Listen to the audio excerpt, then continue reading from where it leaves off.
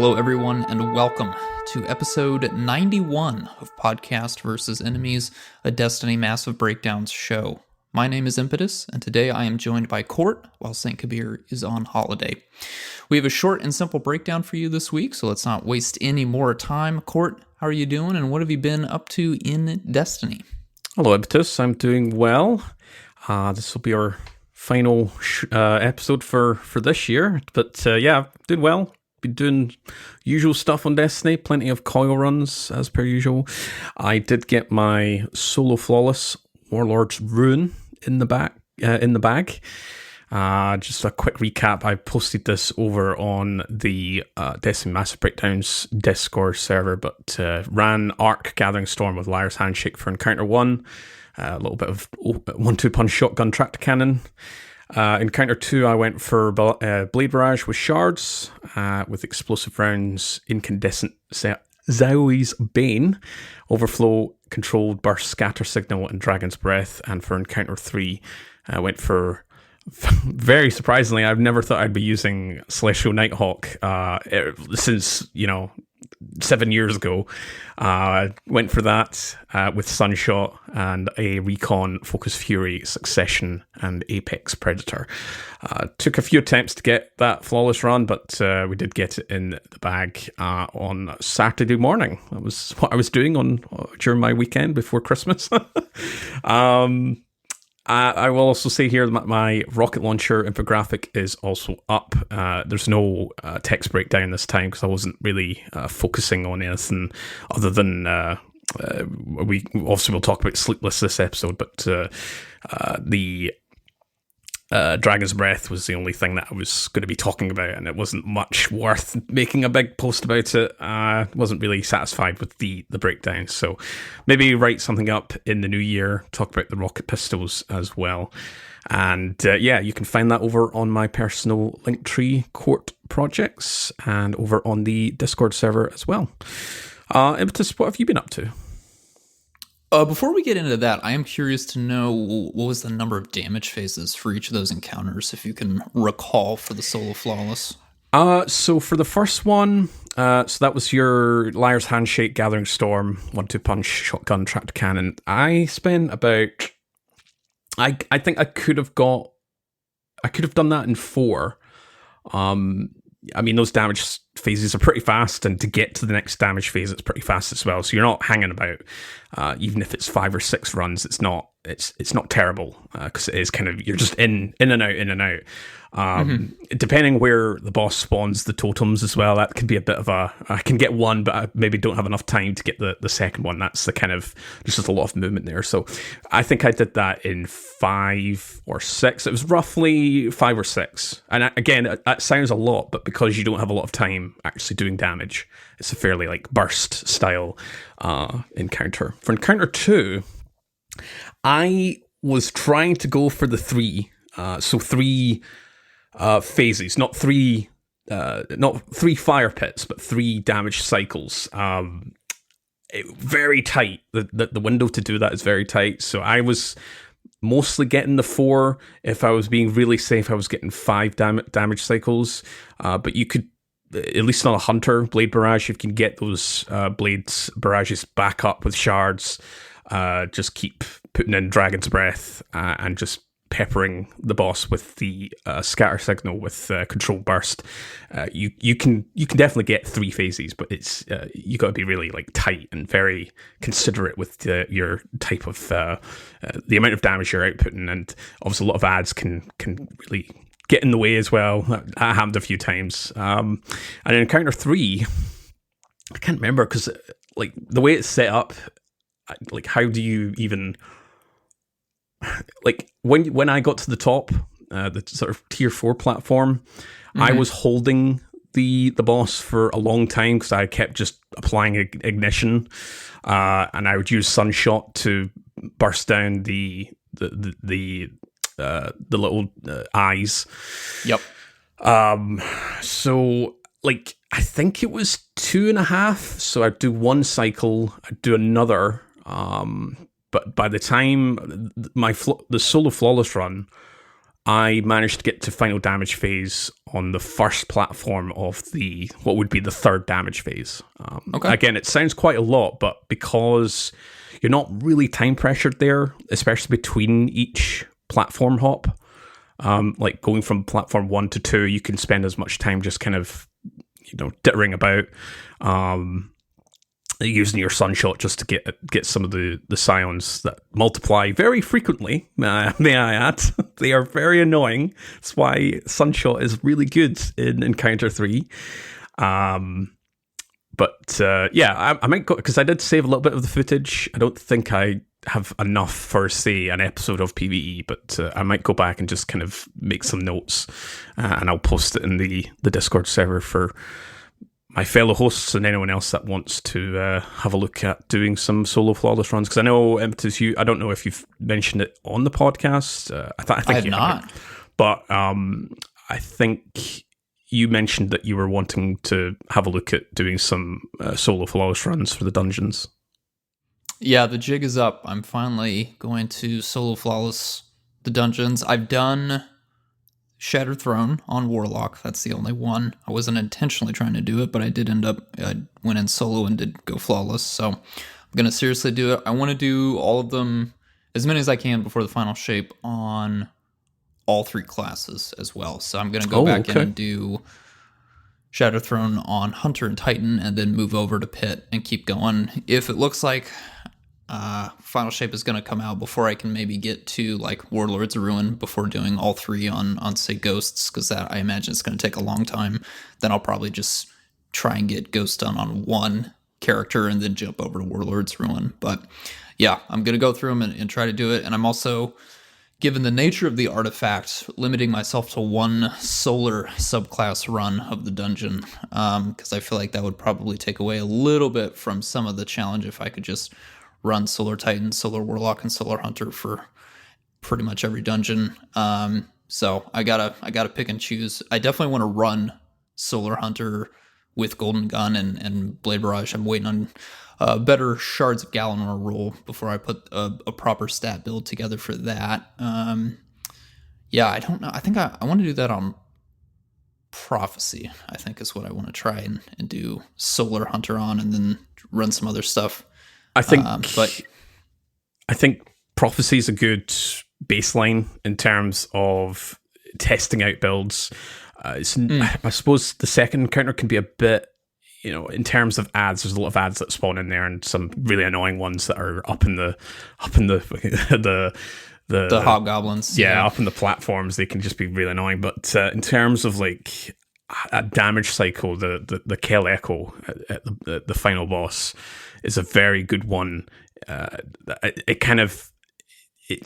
is a bit of a parallel to the more recent bosses that we've been getting, where in a Warlord's Ruin, where you do have a time limit. And it's the same with Kel Echo, where the time limit is you have to chase the boss, otherwise you're going to get that debuff that's just going to kill you. As long as you're close to the boss, you don't have that timer.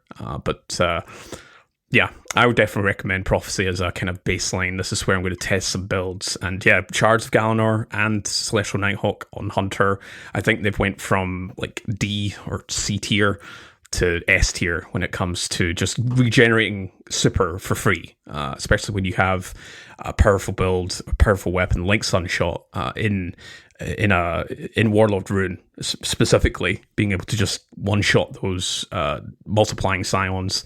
You get the addition of that headshot for the Celestial Nighthawk, and then additional super for just clearing out a bunch of ads as well. So definitely recommend. Like I said, I'll probably put in some builds, some kind of tips during the Christmas break, for not just for yourself, but for Saint and for anyone else that wants to have a look at them. It just occurred to me, so the Scions deal arc damage. I can't remember if the Taken Eyes also deal arc damage, but I was thinking if I didn't want to do Sunshot, I wonder how Risk Runner would fare. I mean, I know I'd shred through the Scions with ease. I guess it was more the question of, if I tag the eyes, and if those deal arc damage, then I could chain lightning and probably take out both sides pretty quickly. I never actually thought about that. Yeah, I think they do deal arc. The boss deals void. So I the can't chimera proc risk off him. But Yeah, I'll have to go back in and test that. Because to take it back to what I did in Destiny 2 last week, I've not done a Warlord's Ruin. I've been doing cookies and coil, getting those rolls of our dawning weapons, which we'll be talking about in just a second here. I have unlocked all of the seasonal weapons, the true seasonal weapons for this season for crafting. I'm still working on the Vex offensive weapons, which I guess must be dropping at a slightly higher rate than exotic weapons do. Goodness gracious. Don't know why those are so stingy, but yeah, just been a pretty straightforward week for me, and we'll have to catch up with Saint on next episode, which will be in a little bit later on, and see what he's been up to, but he is off on holiday. So I'll pass you back to Cord here. Who do we have to thank for this week? We do have some new patrons for this week. We have Starman70 and we've got Pharaoh Tito. So thank you very much for those new patron subs there. We also, of course, have to thank our regular sponsors. That is A Modern Viking, Askian Monk, Bryce Roney, Deacon, I am K. Rose, Moonlight, and This Moment. Thank you very much for your support, and throughout the year as well. Been a fantastic year. Love to see all the support, whether you're just listening. Obviously, recently we've seen the Spotify Unwrapped. We've seen a lot of folks kind of posting stats and screenshots, whether it was for Spotify or Apple or YouTube. Just great to see all that lovely feedback for the end of the year here. So if you do want to send any kind of feedback, take it over to our socials or over on the Destiny Massive Breakdowns Discord server. Anything positive, critical, and constructive helps with the trajectory of the podcast and how we present and break down builds, activities, and much more in the PvE sandbox for all kinds of Destiny players. Of course, want to extend a special thanks and appreciation to everyone that supports PvE, whether that's downloading and listening to our show, discussing it on social media and over on our Discord server, or supporting us via Patreon. Speaking of Patreon, if you'd like to support the show, please visit DestinyMassiveBreakdowns.com and click the link to Patreon. You'll have access to members-only channels in Discord, behind the scenes like episode previews, input in the future of the show, plus access to our legendary annual merch drop. So Impetus, we've already kind of talked about what we are talking about this episode, but let's give a little kind of refresher. What are we talking about? We were talking about two weapon sets that technically were in existence prior to the release of this season, but they've been refreshed with Season 23. This is the Dreaming City weapon set and the Dawning weapon set. So we're going to be taking a look at those. It's 13 total weapons, but as you'll come to hear, not a whole lot to talk about with a few of these weapons. Some of them are very much more leaning towards PvP, some of them not really great in PvE or PvP, so it'll be a quick breakdown here, but yeah, we'll get into that here. Last thing before we do cover weapons is just a quick reminder of our schedule. This is the last episode releasing in 2023. Myself and St. Kabir will be recording the next episode, episode 92, which is going to be scheduled for the 2nd of January, 2024. And then the whole fire team will be back for the 9th of January. We're still working out what we're going to discuss for those next two episodes, but it'll probably be weapons breakdowns. We're just deciding what we're going to cover for each of those. So without further ado, let's actually get into it. We're going to start with our Dreaming City weapons. We've got, I believe it's about 8 of these total here, 2, 4, 6, 7, actually, 7 weapons here. These are not craftable. They can be acquired via Dreaming City activities, blind well completions, and as bonus rewards during Season of the Wish activities such as Riven's Lair and the Coil. The Dreaming City weapons do drop quite plentifully from the bonus chests inside the coil, specifically those chests that occur in the sections where you're kind of running from a boss room or like activity room. They're basically the spaces where you encounter traps or the pervading darkness. Those sections there, you can unlock those weapons once, or the chests specifically, once you collect enough shards and then you'll get a little message that will pop up. And if you know where the rooms are, you can immediately go over to them.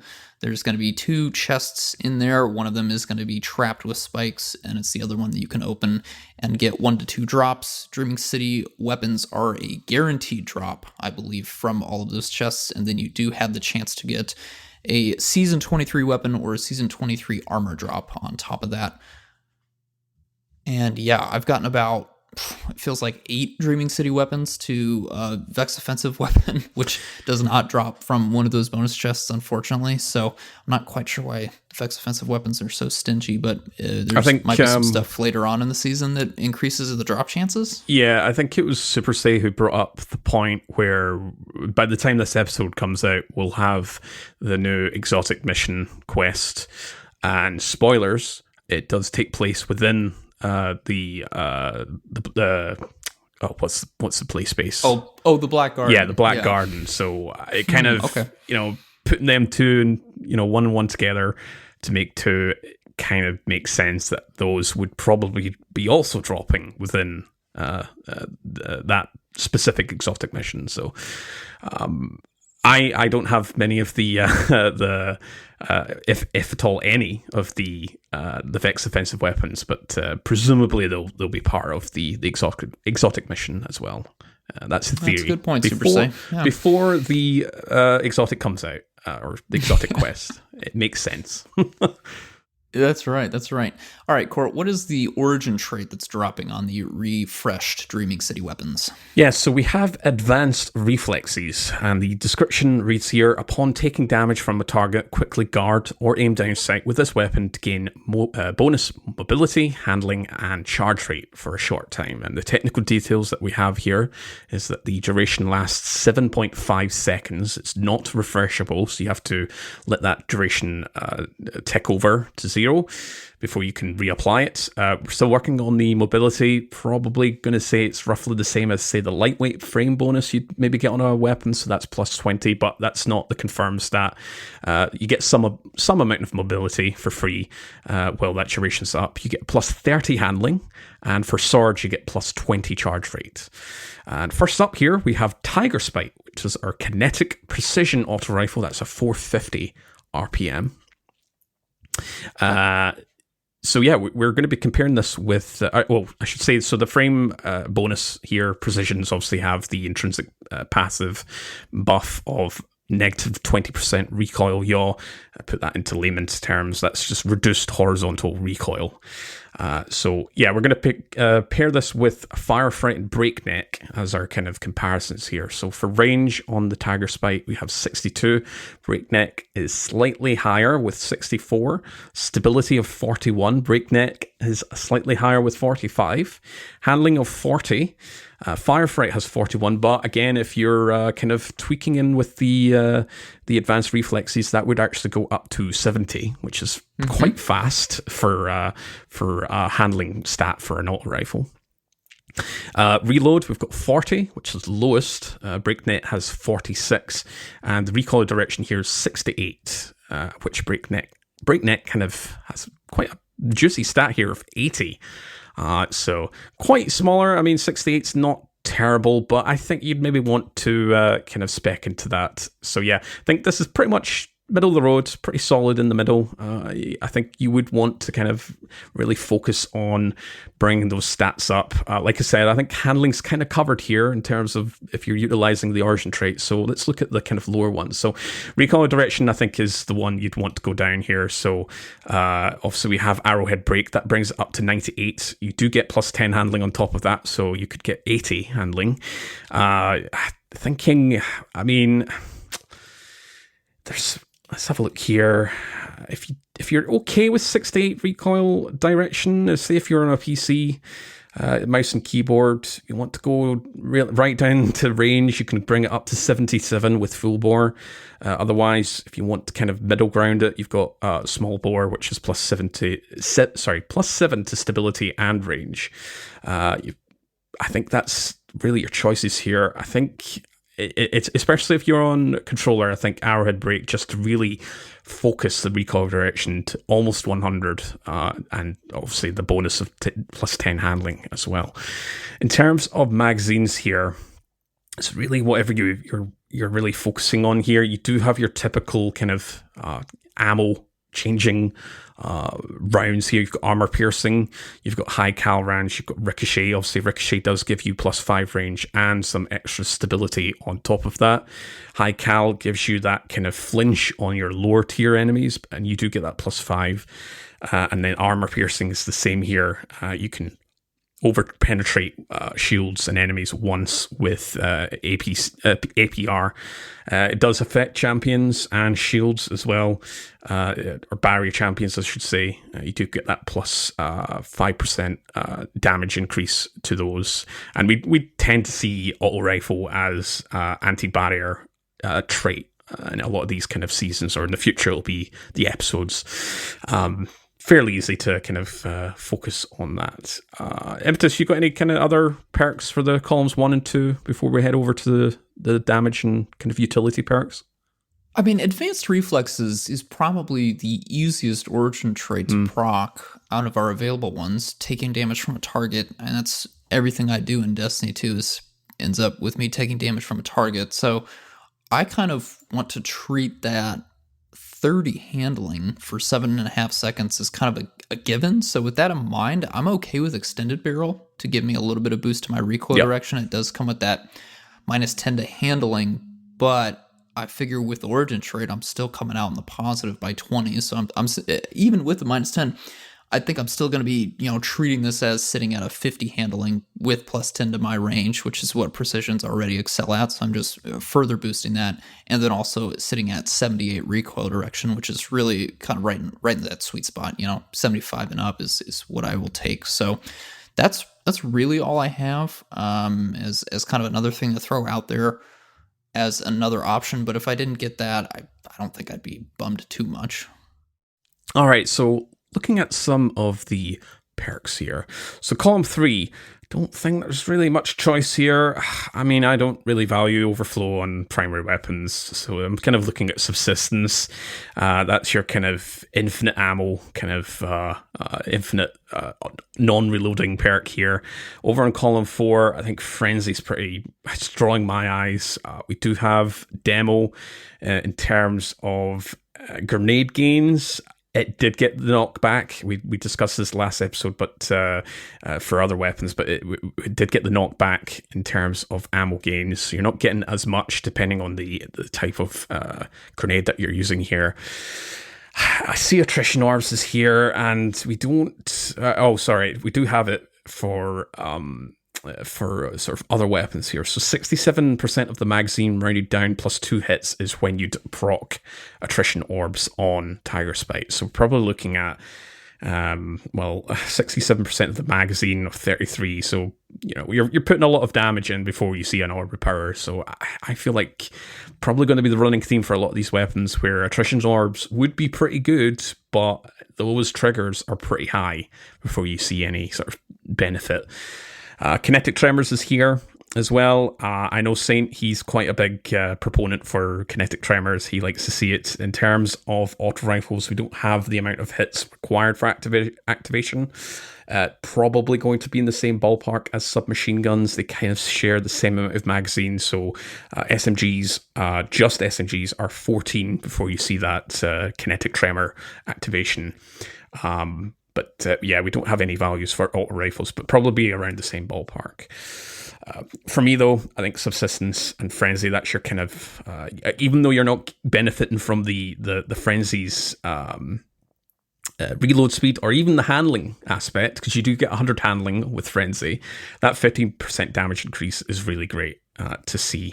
I think it really helps with precision frame auto rifles as well. I'm not too big fan of precision frame ARs, but Frenzy's the appealing one, even though you're not really going to be utilizing pretty much 2/3 of the trait here when you're pairing it with Subsistence. Impetus, you got any recommendations here? I mean, the big thing here, of course, is that this is going to go up against Breakneck, our other new precision frame, the fan favorite. It's got obviously great stat packages we just kind of revealed, and then also, spoiler alert, Breakneck's got a pretty good perk pool too, right? It does have kinetic tremors as well, which I think does steal a lot of thunder from our Dreaming City option and Tiger Spite, but it also gets Onslaught, which was the original Breakneck perk. So you've got other options there. Overflow and Frenzy are unique to Tiger Spike if we're just doing a one-to-one comparison with Breakneck.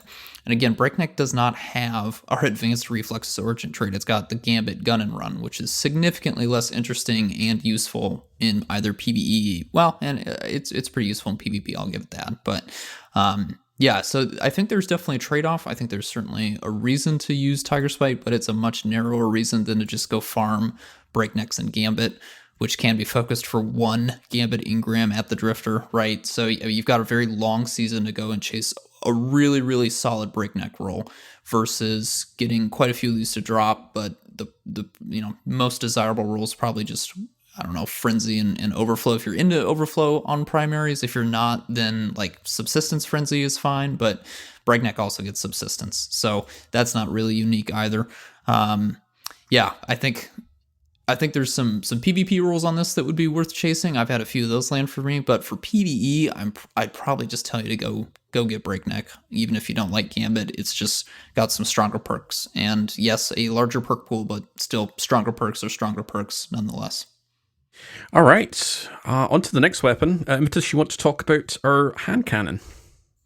This is Waking Vigil. This first came out as a lightweight hand cannon, so when we go through the stat comparisons here, just be ready for it's going to read as a little weird here, but it was converted to an adaptive when the lightweights were retired, and then I can't remember. It was sometime after a lot of these former lightweights did have some stat modifications. I think actually when the Dreaming City weapons were then fully released back in Season of the Splicer, I think was when we got the rest of them, and a few of them came out during Season of the Chosen, and then the rest came out during Splicer. So anyways, around that time, a few of the lightweight hand cannons did get some stat bumps to make them a little bit more on par with other true adaptive hand cannons, but it wasn't quite enough here. So you'll see what's going to happen. We are going to compare Waking Vigil with our two other Arc adaptive hand cannons, Nation of Beasts from Last Wish, and then Cantata 57, which is a world drop. Actually, I guess now probably most commonly can be acquired through Banshee, through the gunsmith engrams. But let's get into our stats here. Waking Vigil has a range of 37. That is the lowest. Cantata at the highest has 46. We've got a stability of 43 on Waking Vigil. That is the lowest. Nation of Beasts all the way up at 57 as the highest option here.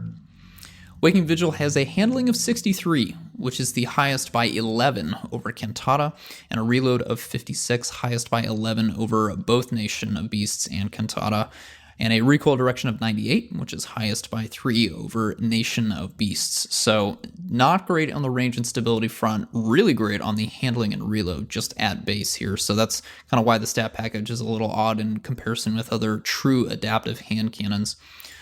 Looking at our barrels and magazines here, I don't really feel the need to touch the handling and the reload speed, so I would kind of want to lean towards small bore, hammer forged. Yeah, do I even say full bore? I mean, again, we can really hurt the handling because once Advanced Reflexes procs, you go from 63 to 93 handling.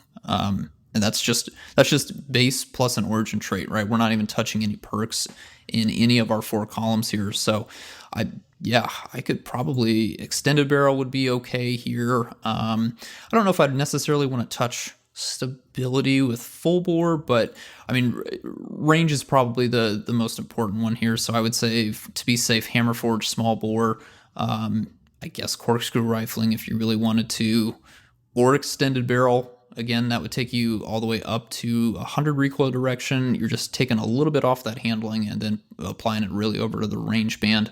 Column 2, I'm definitely looking at the rounds perks here. Really, really want to probably land... I mean, any of them are going to give me 5 range, but just high cal, and armor piercing will give me only range. Ricochet also gives me a little bit of stability. I'd probably tack that on there as well, take me up to 53 stability. Moving on to column 3 and 4. This is where it gets a little bit interesting here. Nation of Beasts has got you pretty well covered, Cord, doesn't it? when you're looking at PvE perks in particular. Yeah, there's a lot going on here. Compared to Tiger Spite, this is kind of a little bit of a flip here.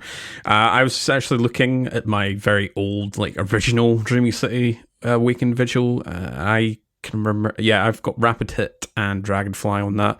Probably still recommend that. That's a really great kind of combination there if you're just wanting to see explosions. But so Rapid Hits there. Very easy, just, land those precision hits. It's not kills, just hits, and you get free stability and reload speed and a reload duration scaler on top of that. So it goes up to 25 stability and then 60 reload speed. But as Impetus was saying, you don't really need to spec into that. It's already got a base speed of 56. Envious Assassin is here. Again, I'm not, these type of perks, I'm not a big fan on for primaries. But if you want to go down that route, I'm not sure this is accurate, but it can go up to, at least this is what D2 Foundry is saying, it can go up to 30. So give or take, it's going to be around about that when you get those Envious Assassin kind of triggers up. Might even be more than that. I know there's been some commentary about Envious Assassin. There's obviously that it's either it is a bug, or if it's not intended, or if it is intended, it's higher than that. If you can proc Envious Assassin, shoot it, then proc it again, you can have it much higher than that 150% increased magazine capacity, so it could go up higher. Again, I'm not that fussed when it comes to a primary, but you have that as an option. Shoot to loot is also here. Pretty great perk when you're doing flawless runs with a squad. You also use this for shooting an orb of power to pick it up. Ammo bricks as well. With this being a primary weapon, there's no detriment for shooting ammo bricks because it's obviously using primary ammo here. And of course, you've got perpetual motion here, which is another kind of pretty free, plus 20 stability, handling, and reload speed, just for kind of moving around. As long as you're moving, you can get that times 2 for plus 20 each. Column 4 here, I already mentioned Dragonfly, if you want to go down that route. If you don't already have a hand cannon with Volt Shot, you have this. Very fun perk. Volt Shot's I think out of all the elemental perks, maybe, Incandescent's pretty fun, but Volt Shot, there's a lot going on with it. I know we've talked about how the damage modifier, or multiplier, I should say, was clamped down and all kind of normalized with each other, but it's still a very superior perk, just seeing the lightning striking all these ads. Again, this could be useful in something like Warlord's Ruin, just to kind of get the Volt Shot up and see all the jolting going about. We do also have Collective Action. I think Ionic Traces, I've mentioned this before, very, very easy to spawn on Arc subclass. Obviously, this can be applied to any of the subclasses. It doesn't have to be Arc. It doesn't have to be Ionic Traces, but if you're going for that synergy with your Arc subclass, especially if you're a Hunter or a Warlock especially, can spawn Ionic Traces very easy to get that 20% for 7 seconds, and it goes up to 12 seconds. 20%, very solid perk. You can effectively have that up forever if you're on a Warlock, just getting those Ionic Traces. I know this is not the season of Arc, but for something in the future. So you've got a lot of choices. Again, all these weapons are not craftable, so you don't necessarily need to be really hyper-specific or picky. They are dropping like hotcakes, so you're going to eventually get a really good roll here, but you do have some really classic choices from original Dreaming City and some new ones as well. Impetus, what are you kind of focusing on here? I mean, I'd focus on Nation of Beasts if you have access to it, to be truthfully on. If you don't have access to that raid, if that's not something that's viable for you, this is your only Arc hand cannon within reach with Volt Shot. So you do have that for your Arc 3.0 synergy. But if you do have access to the Last Wish raid comfortably, right, you can run that enough to get your red borders for a Nation of Beasts, or you just happen to get one to drop. there's just so much more flexibility there. The origin trait for the Last Wish weapon set, Explosive Pact, is basically a little bit of a rapid hit combined with demo action. It does give you stability and reload speed when you activate a grenade ability, so you can kind of make up for some of the lower stability, reload speed at base stats from Nation of Beasts with, say, compared to a Waking Vigil with Rapid Hit in Calm 3, for example. But Nation of Beasts lets you get either Dragonfly or Keep Away or Perpetual Motion in Calm 3, and then combine that with Kill Clip, Volt Shot, Explosive Payload, Golden Tricorn, Collective Action even, right? For my Arc Warlocks out there, you combine Explosive Pact with either Golden Tricorn or Collective Action, you'll be getting all the good stuff there, your Ionic Traces, your extra damage, whatever you choose to have there. So I was actually going to say go as ahead. well, Combined Action has Volt Shot, that's your aggressive frame, and That's an Posterity, which is your 180 or Precision frame, has Volt Shot. So you've got the full kind of full house in terms of, pick whatever you prefer in terms of a Volt Shot hand cannon and the specific frame you want. But obviously with Posterity and Nation of Beasts, it's those are tied to raids. And yes, we've got Fire Team Finder now, so I kind of expect to see a little bit of an uptick of folks doing those raids to get those weapons, but it can be a little bit of a slog if you're not doing them. And obviously, it'd probably be best to do them when they're farmable as well. But just wanted to add that. No, that's a good clarification. Thank you. I did misspeak. I was going to say Waking Vigil is your adaptive choice for Volt Shot if you didn't have easy access to the Last Wish raid. But yeah, I mean, it's dealer's choice. Again, I think Waking Vigil's a fine hand cannon for PvE and a fine hand cannon for PvP, but there are better options out there, both statistically and in terms of their perk pool. So if this is your best option at getting a Volt Shot hand cannon, Combined Action being a world drop, no guarantees there, then this will do.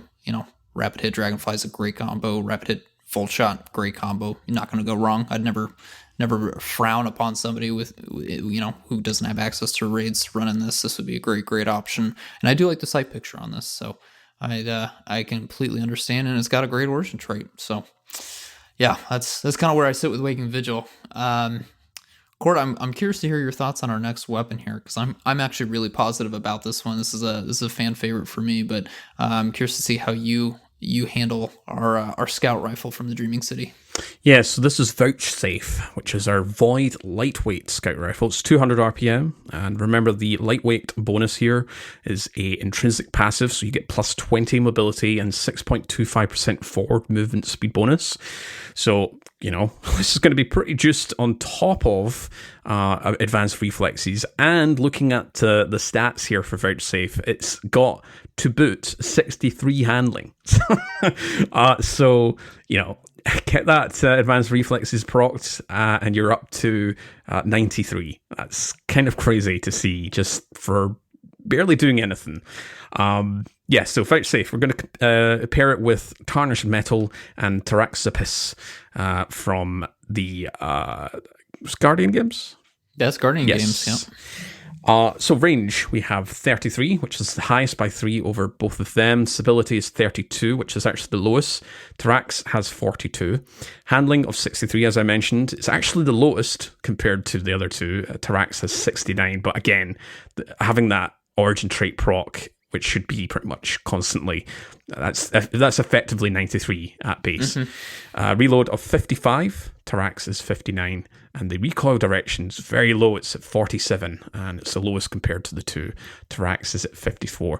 So really, you're wanting to focus on that recoil direction. So I'm looking at the pie chart for recoil direction. It's kind of quite a wide one, and it's pointing to the sort of upper left, and it takes up quite a sizable chunk as well. So you probably want to go down Arrowhead Break route here just to kind of really tighten it up to 77.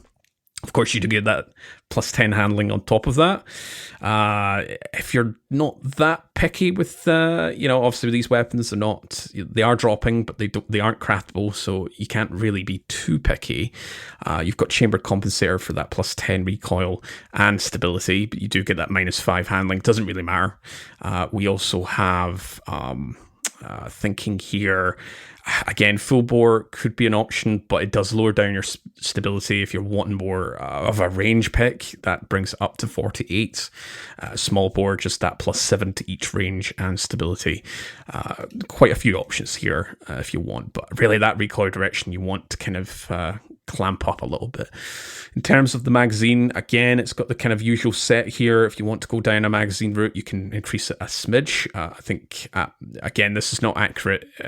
Sorry, I should say it may not be accurate, but D2 Foundry is saying it's got 16 magazine. Impetus, I don't know if you have one that you've used recently, if it's around about that value, but that's base. Accurize around here for that +10 range to bring up to 43. We also have steady rounds here. If you want that +15 for stability, it also improves your airborne effectiveness, but it does bring down your range by 5. So if you want to use that on top of something that is increasing your range, you can go down that route. I'm thinking, I think that's what I have that I suggest for Vouchsafe. But I'm going to defer you to Impetus, who clearly wants to talk about this scout rifle. I am no scout rifle main, so I will bow down to my fellow host here to talk about this scout rifle. Yeah, so I was a huge fan of the rapid hit explosive payload combo on the original. Well, I guess when it was introduced back on Season of the Chosen, that was my Void Scout of choice again back when.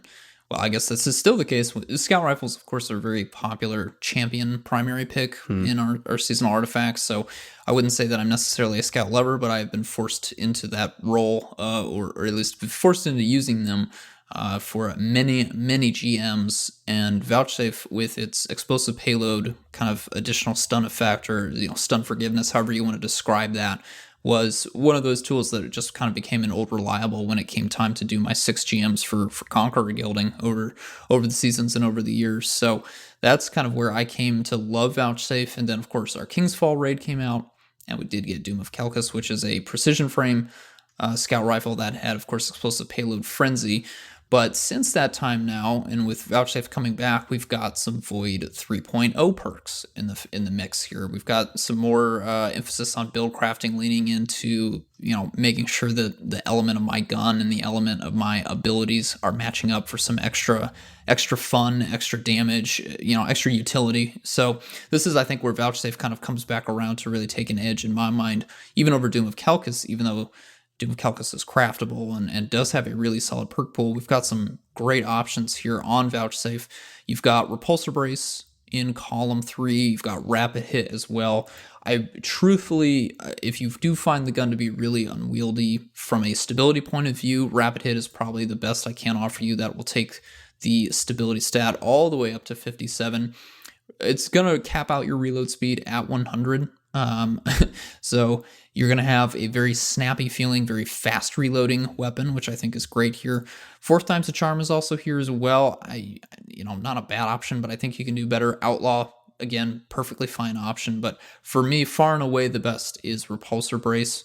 Stats for All is also here, but Stats for All is sort of wasted in that that 35 handling is completely unnecessary with the Origin trait Advanced Reflexes. Once that procs, any benefit that Stats for All can give you in handling is gone. And besides that, it's again 35 reload speed, which we're already sitting at 55, so that'll be nice. But then 10 stability and 10 range are really the most beneficial things from Stats for All, and I don't really think that whole perk is necessary when I could probably just go for a better barrel and a better magazine option instead of having Stats for All. I'd rather lean into Repulsor Brace. But then column 4 is where we get a lot of different options to pair with Repulsor Brace. We do have destabilizing rounds. That's the role that I've kept and do enjoy. Love that for just general ad clear, but then also giving myself some overshields. You got Golden Tricorn, Dragonfly, explosive payload. Again, if you don't get any great range perks, or maybe you get a barrel or a magazine that actually hurts your range stat. Explosive Payload's got you covered. That explosive shot is does not have any damage fall off. So you do have, for half of your damage, infinite range technically. So that's very forgiving on that front. And of course, it's great for champions as well. Collective action, again, if you're able to really lean into spawning void breaches, that can be a really nice source of extra damage as well. But and then the final option here in Column 4 is Attrition Orbs, which I think is the weakest option compared to just some of the other flat out better damage perks or buffs, better utility buffs like destabilizing rounds or collective action can provide. So I'm not going to recommend Attrition Orbs here. And that, Scout Rifles, it seems like still follow that 67% of magazine rounded down plus 2 hits, which for what I do believe is actually a 16 mag, I think D2 Foundry is accurate on this front court. That's way too many shots just for creating an orb of power when we can do that much easier in some other spots. So I went for Repulsor Brace Destabilizing, but I think Repulsor Golden Tricorn, Repulsor Dragonfly, Repulsor Explosive Payload, Repulsor Collective Action, again, or Rapid Hit, or Outlaw in Column 3A. I think those are some great options here. You could probably get your hands on, or maybe you've already gotten your hands on several great rules of Vouchsafe. I think at that point it just kind of comes down to, do you like how the lightweight frame feels versus, say, a precision frame or a rapid fire? It's your choice here. But yeah, Vouchsafe is it's strong. It is very strong. It's got a solid contention for a good GM Scout Rifle. Yeah, for my Hunter Gerfalcons builders, destabilizing rounds is not really something you want to go into, because you can already do that with Gerfalcons. So, Repulsor Brace is a very strong pick, with that being in Column 3. Even though Gerfalcons has the Overshields trigger, you might not see it as much compared to just being able to get it up all the time. That free 45 HP Void Overshield for 8 seconds, and then your fourth column pick is pretty free. Explosive Payload is just a very strong perk on Scout Rifles. We've talked about it before. Dragonfly can be quite fun, pretty useful in add dense activities. But I see a Golden Tricorn. I'm probably gonna, if I see that on Vouchsafe, I'm gonna keep it. I think it's very easy for the voids, for all void subclasses to proc Golden Tricorn ×2. We mentioned it in our grenade episode a few episodes ago. Very strong picks there, but obviously we have some really good, at least. I think Titans and Warlocks have strong powered melees as well. Solid Scout Rifle. I'm not a strong Scout Rifle user, but I can see the benefit of using this compared to some other options. Absolutely. We're gonna keep on the Void theme here. Go over to our special weapons now. We've got a precision frame shotgun, Retold Tale. Now this is kind of a sore spot, I think, for a lot of PvP folks. We were expecting a different precision frame shotgun hopefully coming out sometime in the season. That was not the case, so we're going to take Retold Tale instead. But statistically, we are comparing this to Matador and Compass Rose as a more recent precision frame option here. Retold Tale has a range of 65, that is highest, tied with Matador. Stability of 45, Matador does have 48. Handling of 34, that is the lowest. Matador, again, having the highest at 43, really pulling away there on the statistical front. Reload speed, 41, as the lowest. Both Matador and Compass Rose have 48. And recoil direction, not really a big deal because shotguns have deterministic spread now. So, yeah, it's Void. You've got that going for Retold Tale. That's about the nicest thing I can say here. Looking at the perks, on a barrel front, precision frames are pretty much already naturally aligned with what I would really care about. You do have kind of the weird thing of, do you want to go full choke, give up that precision damage for reduced projectile spread? There's certainly a play to be made with full choke, and another perk that we'll talk about in Column 4. Beyond that, though, you've got just Barrel Shroud for a solid +10 bump to your stability and handling. Can't go wrong here. Really, the only one I think, and this is true for pretty much every shotgun archetype, you just don't want smoothbore. That's really what you want to avoid, because that projectile spread really hurts yourself, especially if you're just slightly at the end of your range cap on a given shotgun. So, small bore, barrel shroud, corkscrew rifling, full choke, rifled barrel to some extent, maybe not on a precision frame or an aggressive frame shotgun. They're fine. Some of them are even excellent. So those are really those options. Just avoid smooth bore. Magazine, again, it's kind of like, well, there's not really a horrible pick here. We do have assault mag. Maybe you don't need steady rounds necessarily, unless you were to kind of just camp in front of a major mini boss or boss and dump a whole bunch of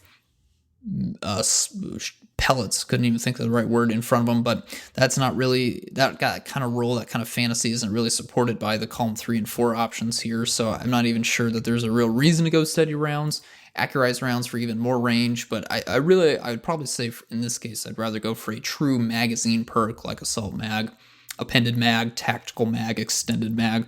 Those would be my preferences. Even light mag, because I forgot that's on here as well. Those would be my preferences. Court, is there anything here that's really jumping out in columns 1 through 4 for PvE? It's like, yeah, I want this. Not really. Yeah. Like, I think this and the next weapon, we don't have much to say. I think these weapons still feel a bit like they're stuck in year 2 when they came out with Forsaken. We've got some new perks in here, but nothing's really jumping out. You've got your typical, lead from gold's obviously a very strong perk. When you pick up heavy ammo, you also get ammo for this, very strong. You do have that same kind of combination that Vouchsafe has, and that's repulsor brace and destabilizing rounds. But outside of that, nothing really like deconstructs here. If you like using your shotguns for bursting down tanks and vehicles and turrets, but I don't have much to say here, to be honest. Nothing really jumping out for me. Yeah, I mean, you're like dedicated shotgun perks in column 4. It's 1-2 punch, which is a tried and true classic. Not gonna knock against that, but I mean, I feel like that thing's been rolling on every shotgun that's come out with Lightfall. Don't actually correct me on that if I'm wrong, but that's what it feels like. So I don't feel like Retold Tales got any uniqueness to it. There are plenty of energy shotguns with 1-2 punch if you want to go down that route. And then our newer one that we have is Barrel Constrictor, which I am still not quite sure what the idea was behind this. Final blows of the weapon reduce the projectile spread, so that's, nice, but it's only for the next shot within an 8-second window. I guess it pushes the range out of your next shot, which is nice, but you need to get a kill for that first. It seems like it's more of a PvP focused thing here, but even then, I don't think a lot of people are recommending Barrel Constrictor for PvP purposes, and we don't really feel the need to recommend it for PvE when you can already get nice and close to an enemy already, especially if you're trying to go for the 1-2 punch scenario. So, yeah, not really sure what Barrel Constrictor brings to the table on any shotgun, much less Retold Tale. And for 1-2 punch, there's other options. There's better options. Even Repulsor Brace destabilizing rounds. That's on the Root of Nightmares Pinpoint Slug Frame, which the name escapes me, but that one's also void as well. So, this isn't even this is unique for a precision frame shotgun, but not unique for a void shotgun, since destabilizing rounds came into the game. So, man, not Retold Tale. I think probably again more for PvP folks. That's really it, unfortunately. Nessa's Oblation was our our slug. Yeah, I think we should move on. Nothing really to talk about here with Retold Tale. If you see anything that's a use case, then let us know. There's just nothing that's jumping out for us. Maybe get Saint on, see if he's got anything that he can recommend for Retold Tale. And also Twilight Oath, which is our next weapon, and that's our solar rapid fire sniper rifle, and that's 140 RPM. Just a reminder, rapid fires give you the 0.8x reload duration multiplier. That's around about 20% faster when the magazine is empty. So we're going to pair this with Ikelos Sniper Rifle V3 and Supremacy, and we have it in our script here that it's the lowest in all categories: range, stability, handling, reload, and recoil. So it's not really it's not giving me a lot of excitement already. As with anything when it comes to snipers that I kind of look at, is it's always kind of range. Range is the thing that I kind of go for.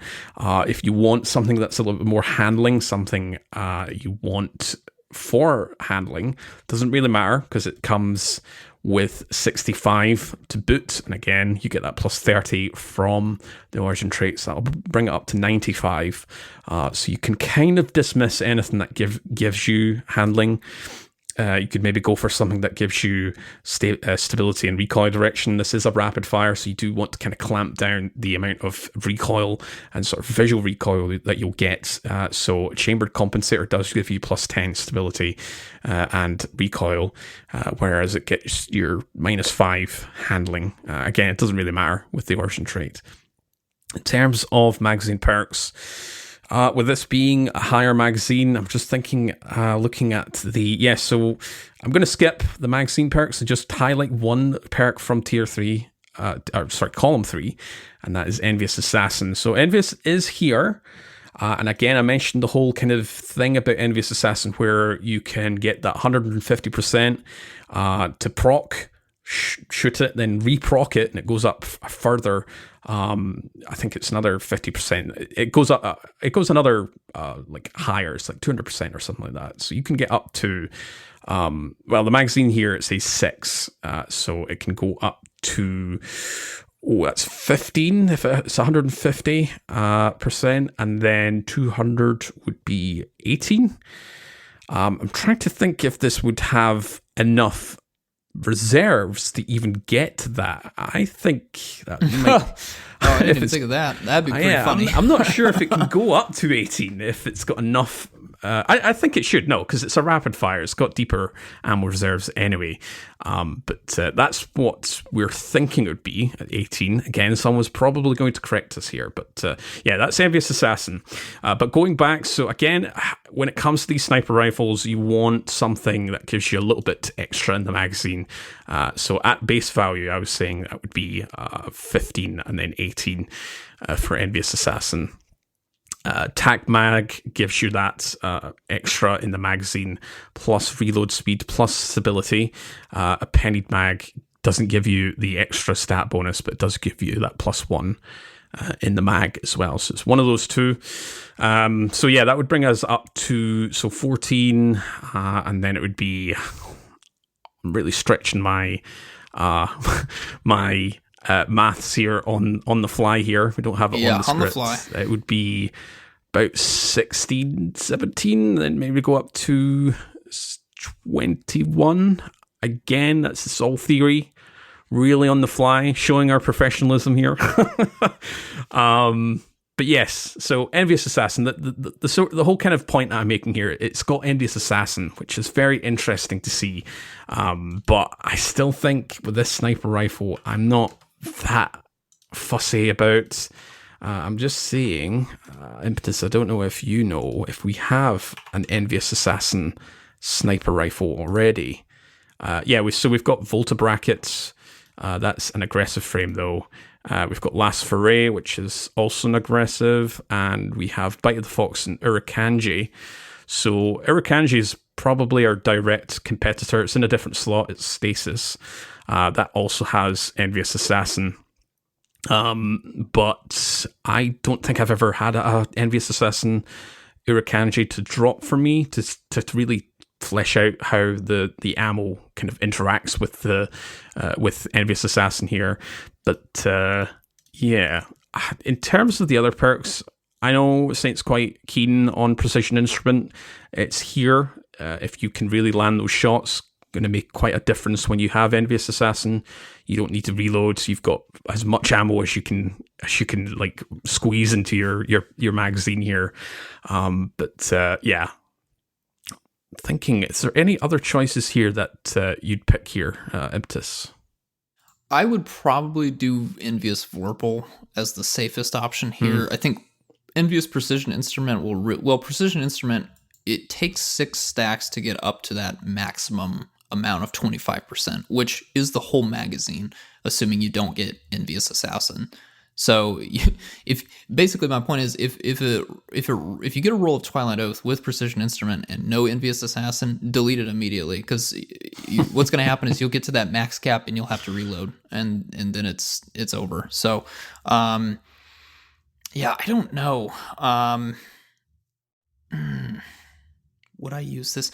What I'm thinking about is I'm comparing this to my craftable Ikelos sniper rifle, which I put Overflow and Focus Fury. I don't think Focus Fury, on a head-to-head, I would probably give Precision Instrument over Focus Fury. I'd probably even take Vorpal over Focus Fury. But Enhanced Overflow puts a stupid amount of ammo into a sniper rifle, especially a rapid fire. And I just need to run over special bricks, right? I don't even need to get kills with other weapons like Envious asked me to. Envious might get me even higher. Again, I don't know how that math entirely plays out, but Overflow is just the easier one for slightly less ammo. And then I have Focus Fury there as my damage option compared to what would, again, be probably an easier pick in Vorpal Weapon on Twilight Oath, and then potentially the highest possible damage with, my chosen magazine perk plus Envious Assassin plus Precision Instrument. But again, this is not a craftable weapon. These perks can't be enhanced. So, those hypotheticals do kind of come to a dead stop when you have to factor in that it's just the regular perk version that you're getting, and that you can't choose. Well, you have to get lucky, basically, is the fact. It's either play with a crafted weapon or get really lucky with your Twilight Oath for, again, an archetype that has been ever so slowly been getting buffed, but I'm not quite sure if we're still here. I know it's funny, Corey, you were using a sniper rifle in your solo flawless, I noticed, but it was not a rapid fire frame sniper rifle. No, it was because I was using Sunshot. I had to kind of really only use something in the top slot. And what I had to hand was Succession, and that's because it's got Reconstruction, which is just, I don't need to worry about reloading. It's going to be reloaded by the time I swap to any amount of ammo. It doesn't really matter. So, yeah, Succession's obviously an aggressive frame, but it's got Recon, it's got Focus Fury. That's all I really needed. It was one shot in the Blights as well on the ground. And obviously Bray Inheritance was giving me just passive ability energy. So I wasn't that fussy in terms of what I had for a sniper. I could have really been like, okay, what has Overflow? What has anything that really I can exploit? I've talked about Thoughtless before. That's maybe what folks might be surprised. I did a 20-minute segment way back in season 16 with the Witch Queen launching for these land tank weapons that has enhanced overflow. You can really tap out with the amount of ammo that you get out of that, plus Focus Fury. Very easy to proc because it's based on your base magazine, not the full magazine that you get from Overflow. That's how Focus Fury works. But what I was going to say here was, I've just done some quick math while we were talking. So it's, again, if assuming it gets 7 with appended mag, that brings it up to 18 with that 150% trigger, because it's 14 is twice the size plus 50%, which of the original, which is 3.5, and it rounds up, so it should be 18. And then if you get an additional Envious Assassin trigger, it should go up to 21. And again, with these being rapid fire frames, they've got quite a large amount of ammo reserves, so I think you probably would see 21. But again, this is all... The API doesn't show the magazine properly, as we've talked about. We've commented on this before. So sites like D2 Foundry, it's either done manually or it's just done as a best guesstimate. But I'm curious of trying to get try and get a roll for this with Twilight Oath or Irakanji, just to see how it looks. But I probably still wouldn't really use these sniper rifles. We are drowning in good sniper rifles, and there are an increasing amount of great sniper rifles in all slots, right? You want a rapid fire frame with reconstruction? Naeem's Lance from Warlord's Ruin. Got a really small perk pool, got some really interesting stuff. It also gets precision instrument, but it also gets slice and demo and, other things as well. There's just so much stuff. We had a distant pole from 2 seasons ago that gets overflow, gets focus fury. You can craft that, get enhanced perks. You got thoughtless going all the way back. That's not rapid fire, but still, there are just options upon options upon options, right? We've already got a craftable solar rapid fire in the iGlow sniper rifle. Like, if you've been playing the game pretty consistently, it should take an awful lot for a new sniper rifle to really impress you, right? And again, we're just talking PvE here. I know there's some PvP perks on Twilight Oath that, it might make it desirable for some folks, but we are more than covered on an archetype that is not really meta, that's kind of hovering between off meta and meta, just speaking of the legendary sniper rifles here. So yeah, it's tough to be like, yeah, I'm chasing this. It's more just for curiosity's sake at this point, I think. All right, let's move over to our last 2 weapons, which are in the heavy slot. Impetus, you want to talk about the sword? Yes, Abide the Return is a solar adaptive frame sword here. Very, very simple stat comparison here. We are comparing to all other adaptives, and we just look at impact, charge rate, and ammo capacity, as all of the other stats get modified directly by your blade and guard. So, impact, 60. Same as all the other swords, except for Geodetic, which gets 62. That's a world drop. And then, of course, the King Bequest, which sits at 70. That is 10 more base impact than all the other adaptive swords. Bequest is going to overshadow pretty much all adaptive swords, probably for the rest of Destiny 2's lifespan, if we're being honest. It is a monster here. The other stat we're going to look at here before ammo capacity is charge rate. Abide the Return sits at 20. Geodetic sits at 47. And then Bequest says, LOL, I have 70 charge rate, 50 more than Abide the Return. It is Arc, so it's a different element entirely than Abide the Return. It's solar, but still stat monster for sure. Ammo capacity, the adaptives have 50 at base, except for the other half, which is craftable and sits at 55. So, yeah. Poor Abide the Return. Smoked really before we could even cover any of the perks in columns 1 through 4. Hey, advanced reflexes, great origin trait, right? That's a nice thing we can say here. It's kind of hard to look at what we can really compare, even if we take Bequest out of the matter. If we want to look at solar adaptives, we've got Caretaker that came out in season 20. Caretaker has 1 fewer perk in each of the columns. It's also craftable. Tough competition for Abide the Return, but let's take a look at some of those perks here to see if there's a use case possible. Again, I think for Blades and Guards, we're still going with the tried and true Jagged Edge Sword Masters. I don't know. Court, have you been playing around with swords enough to have that even be shaken? Is there some other guard or blade that you've kind of fallen in love with? Blades, not so much, but the guards I do want to really tweak around with and see what the benefit of the resistance stat is. I know it goes up to, I think I'm getting deja vu here because I think I did mention this before, but it goes up to, what is it, like 92.5% DR or something like that, 100 guard resistance. So, like, I'm sure the potential's there. They obviously got the rework. They've really kind of consolidated a lot of the stats down for swords. And now we're seeing more swords being kind of added to the loot pool once those changes were implemented. I need to play around with the guards especially. The blades are just kind of like, when it comes to us, we're always going to suggest something that gives you more ammo capacity. Sorry, not ammo capacity, more impact compared to ammo capacity. Because when you look at column 3, you've got your regular kind of traits here. You've got Tireless Blade for sword ammo granted for every other powered sword kill. And then obviously Relentless Strikes, which is our big kind of ammo generation trait. If you're swinging, you're going to get your ammo back. So gain 1 ammo after scoring 3 powered hits. Not kills, just hits. You'll get just 1 free ammo from thin air back into your sword.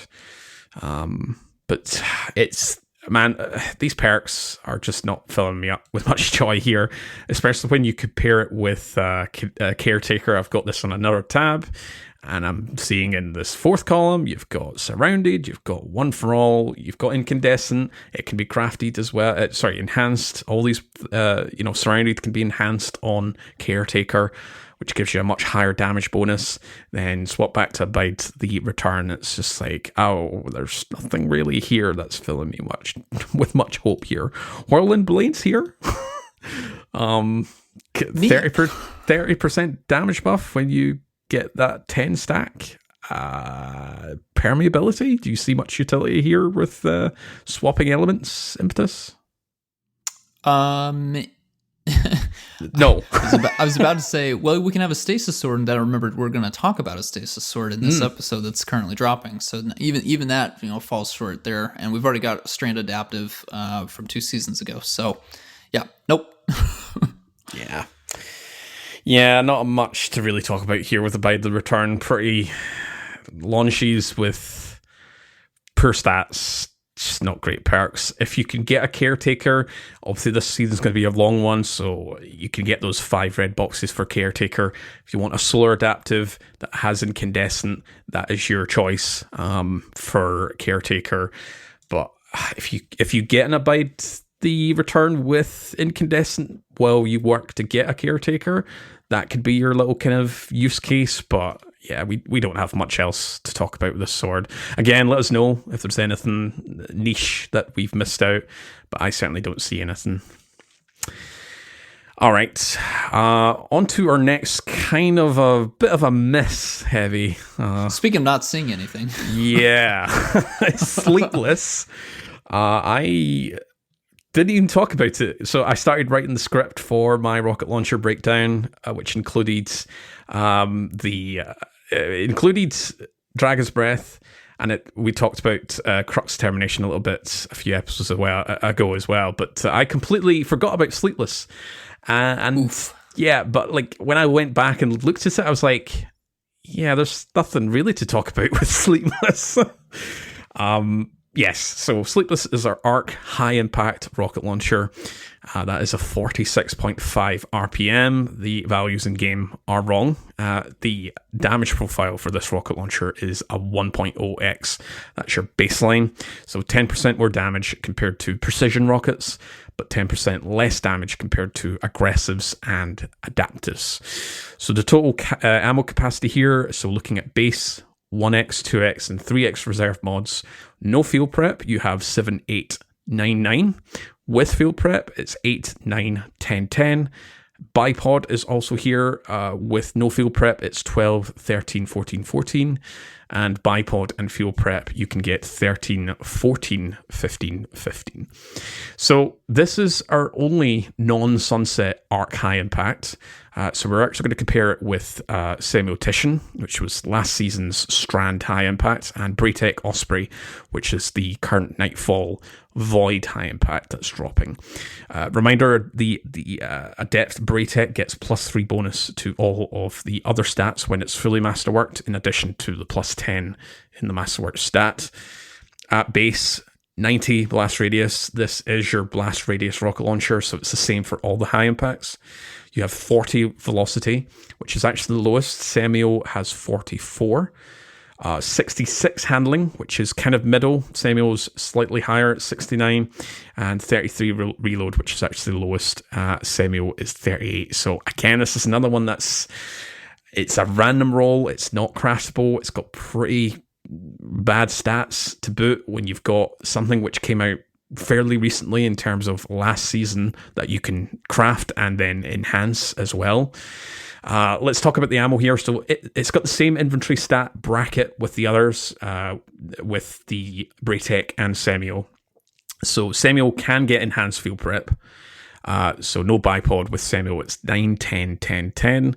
And with bipod, it's 14, 15, 15, 15. So in other words, that's full ammo capacity with 1 times reserve mod. You just need 1 reserve mod with Semiotician for enhanced field prep. But this rocket launcher isn't Semiotician. This is Sleepless. So again, it's not really suitable. High impacts are not suitable for single target damage unless you're pretty stuck for rocket launchers and those kind of picks. We've got quite a lot now in our arsenal. We've got a lot. Looking at my rocket launcher infographic, you can see the list of how many rocket launchers we have now, and got quite a selection in all the categories. But high impacts are not really what you're kind of focusing for damage potential. It's more kind of a pseudo ad clearing rocket launcher, and that's what high impacts specialize in. But you do have some strong ammo perks to aid with that role. Of course, for when it comes to the launcher barrel, probably just going to go for volatile launch to get that plus 10 blast radius to maximize the BR. You do get slightly less velocity and slightly less handling, but again, it doesn't really matter when it comes to Sleepless with the Origin trait. It does bring it down to 61 with volatile launch equipped. But once you have the Origin trait go, it goes back up to 91, so it doesn't really matter with the handling loss. In terms of the magazine here, you've got alloy casing for the quicker reloads. You don't really need impact casing unless you want to use this as a single target rocket launcher. And in terms of, I'll quickly just briefly touch on the column 3 perks. We've got fuel prep, as I mentioned, very important for a rocket launcher, especially if it's being used for ad clearing. You do have auto-loading holster, and of course you've got tracking module. Impetus, what are you kind of looking at when it comes to Sleepless? Nothing. Okay. some PvP roles. I mean, it's a good thing that the weapons team didn't put out an arc rocket launcher in a better frame with incredible perks in column 3 and 4 that's also dropping from the world loot this season, because that would immediately kneecap Sleepless and any impact it might make in my potential arsenal. So yeah, just go get Crux Termination 4. That thing's dropping like candy, which is kind of crazy considering how easy it is to get Sleeplesses. Yeah, it's not even a competition. I did just realize, because of Crux Termination, we should absolutely wait till you're back on the show to cover that, so that you can gush over the superior arc rocket launcher. There will be plenty of gushing, because I've looked at some pairings with Crux, and it's a very interesting rocket launcher. I think I already covered like the wild trait Origin trait 4 Crux. Yeah. And yeah, we talked about how the little Telesto bolts take the damage multiplier of the weapon frame, and for rocket launchers it's like 4x, 5x, when most other weapons are between like 2 to 3x. So it's very powerful. But that's if you were to use Crux as an ad clearing weapon, which probably not much utility. But yeah, I don't want to gush over it just now. We'll save that for in the new year. Yeah, our point is Sleepless is pretty much the weakest arc rocket launcher in the game right now with an Origin trait. You've got Blowout, which is focusable at Shax, the non-adept version of Hothead, albeit a bit more expensive, also focusable at Zavala, and then Crux Termination is currently dropping as world loot. Any of those have roles that will far surpass. Well, no, the frame is going to do more damage at base. That's the most important part there. Their adaptive and aggressives are on top there. So just at base, without even factoring in what perks might roll, you're going to be out on top for damage. So don't bother in PvE for Sleepless. It does have some good PvP stuff, but yeah, not our cup of tea at all. No, and it does have the pairing of Fuel Prep and Bipod, as I already mentioned, but so does Braytech Osprey, and so does Semiotician. Semiotician is currently our best rocket to utilize Fuel Prep and Bipod, just for the sake of just putting one reserve mod on, and you have as many rockets as you can get. That's 15. 2 in the magazine, then 13 in reserves with Bipod active. But yeah, it's I can't even say a use case for Sleepless if you've just got this and you don't really have much options, because there's a ton of options for rocket launchers. Yeah, even in that slot, if you're not using a rocket launch, an exotic slot in any other slots, Dragon's Breath is very powerful. But in terms of legendary Sleepless is down pretty low on the tier list. I'll be sleeping on this weapon. Wow. All right. And with that, let's move over to our second weapon set here. These are our Dawning 2023 weapons here. We have one new weapon, and then all of the old ones from previous years have been refreshed yet again. We've had some perks get taken out, some perks get added in here. We've got the Origin trait, Dawning Surprise. We'll talk about that in just a second, but again, as a reminder, Dawning weapons are not craftable, and they are acquired only via the Dawning seasonal event, which is running from December 12th to January 2nd. So you got 3 weeks to grab some of these. You can, of course, get some upgrades via Eva Levante that will allow you to get a chance for an extra perk in columns 3 and 4 when you do want to focus for these. So definitely recommend grabbing those upgrades to kind of help with the RNG aspect here. But yeah, let's get into this Origin trait, unique Origin trait, Dawning Surprise. The description reads, rapidly defeating targets awards a Dawning gift. Defeating powerful targets count as more than one. So a technical detail here, kills with a Dawning weapon adds to a counter. When that counter hits 100%, the Dawning gift spawns and remains on the ground for 10 seconds. And surprise, surprise, counter progression is based on the rank of the combatant, where rank and file enemies and guardians count as 16.66% per kill. Good luck getting that to spawn in the Crucible. That's probably something worth posting a YouTube clip for if you do get that to show up. Elites, mini-bosses, champions, and bosses, 50% per kill here. And that Dawning gift in question grants the following: 10% grenade, melee, and class ability energy. Also restores around about 20 HP and begins health regeneration. So very, very useful in PvE. Life-saving even with that health effects going on there. And with some of the hits, of course, to our ability regeneration mods, I think that will be very, very welcome. Indeed, a true gift when you do get that to spawn in here. First weapon I'm going to talk about is Cold Front. This is our Kinetic Aggressive Frame SMG. This does come with an additional Origin trait, Hake Breach Armaments, which is where you get to deal additional damage to various things. It's 15% damage bonus to vehicles, 30% to turrets/sentries. That also includes barricades, the Ward of Dawn and Well of Radiance supers, 45% increased damage to stasis crystals, and 49.5% to what Court likes to refer to as the automatons. Those are your Shriekers and Cyclops, that enemy class. So yes, very, very helpful there. Two solid Origin traits that you can kind of really choose between. I think Hake Breach Armament's obviously going to have a lot more impact in PvP, while Dawning Surprise might be of a lot of use if you want to rock this in PvE. But again, Hake also useful in PvE as well. Looking at our stats here, we're going to compare this to Rapacious Appetite from Season of the Deep. That's a stasis aggressive frame. And then I know this is going to be a bit unfair, but same slot, we got to do it. We will also compare this to the Immortal, which is our strand aggressive frame. Same slot here, round out our different elements. We got a range of 40 on Cold Front. Rapacious Appetite at the top here has 43. Cold Front has a stability of 7. And Immortal, again, unfairly, has 25. Rapacious Appetite has 6. Hold on, this has 7. Yeah. Oh, boy. I didn't realize it was that bad. Guess what we're going to recommend in columns 1 and 2. Handling of 53, Immortal has 58. Reload of 19, Immortal has 30. Recoil direction of 92, that is the lowest. Immortal, again, at the top with 96.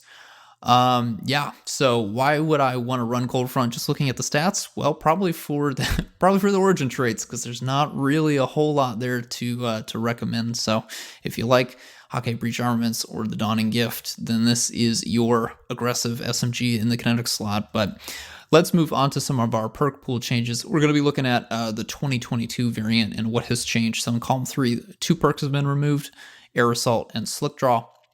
And then Enlightened Action and Rewind rounds have been added in column 3 for 2023. Column 4, Thresh and Gutshot Straight have been removed. Then Attrition Orbs and Deconstruct have been added in here. So yes, let's talk about that shocking super 7 stability here when we look at our barrels and mags. Again, high handling, high range are kind of the first 2 things that I normally look at on most primary weapons. those are already pretty good for an SMG on Cold Front due to that aggressive frame stat format here. So I would probably, yeah, I mean, Polygonal is going to be up there. Again, you're sitting at 17. Immortal's going to have 9 more than that, even without factoring in any of those barrels and magazines. You could do small bore for just 14 stability and a little bit more range if you wanted to. Fluted would also get you a little bit of stability. That's 12, but then more handling. Yeah, this is going to be a tough sell here. We do have, again, some perks in column 3 and 4 that can help with the stability feel, but they may be taking the place of a reload or a damage perk. So, not too great here. Yeah, I'm probably going to go Polygonal, to be honest. I'm not really interested in Cold Front, but if I were, Polygonal would make the most sense here. Steady rounds in column 2 also making a lot of, again, with steady rounds and Polygonal, you are sitting at 32 stability. That's still not great, right? Again, Immortal will easily surpass you with just one of those options, but yeah, it's going to be tough here. You are speccing all the way into stability. You're hurting your range a little bit with steady rounds at that point. I would much rather just kind of, take Polygonal and then maybe go tactical mag, appended mag, maybe even flared mag for a bit of reload and then a teeny tiny bit of stability there. Yeah, it's a tough one here. Column 3 and 4, though, we do have some good options. Perpetual Motion, that's going to help for sure with stability there. That will throw in a nice whopping total of 20 additional, so that gets you up to 27 stability. You're going to have 73 handling. Gun's going to be feeling pretty snappy, again, if you're in motion. Unrelenting in column 3, again, that's going to be very nice for some multi-kills, getting that 80 HP. Subsistence, Stats for All, Enlightened Action. Again, we mentioned Rewind Rounds is our new gun here, or new perk here. That's going to be pretty interesting. Don't really see that outside of raid and dungeon options. And on an SMG, that can be very nice, provided you can stay on target to actually proc rewind rounds. I knew I was going to mess up that. I did mention, Tap the Trigger is here in column 3. If you want to help with your stability, that's going to throw an extra 40 on there, get you up to 47. Super manageable, but you won't have much of a reload option here.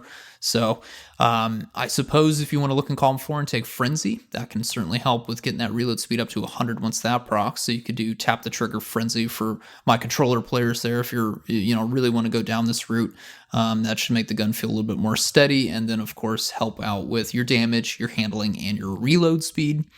Mention Stats for All. We do actually have One for All in column 4 to get that sweet combo going. Interestingly enough here, we do have Deconstruct plus Hawkeye Breach armaments. That's going to be an interesting comparison, or complement, I should say, since we're going to be doing increased damage to constructs and vehicles. Court, how do you feel? We don't have a ton of weapons with Hawkeye Breach armaments and Deconstruct. Do you think that's going to be a worthwhile synergy to look for with just kind of the free extra damage? Is that what are your thoughts, I guess, on Deconstruct? Because your thoughts on Hawkeye Breach armaments are well known and exactly what it does. Of course, you spent a ton of time researching that and did that breakdown post. Is that enough of a synergy for you to go and actively chase it? Yay, nay? Not on an aggressive SMG. Okay. If this was an auto rifle, if it was something else, even like a fusion rifle, I know the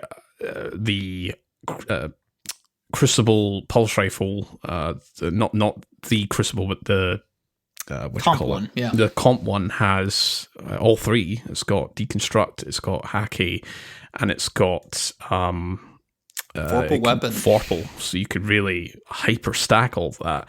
I was just looking at the damage multiplier here, so Hacky I'm just thinking like the turrets or the sentries in Warlord's Ruin, 30% for Hacky, and then Deconstructs at 40% of that, so that's 82% damage increase to those things. They're not that tough in the first place.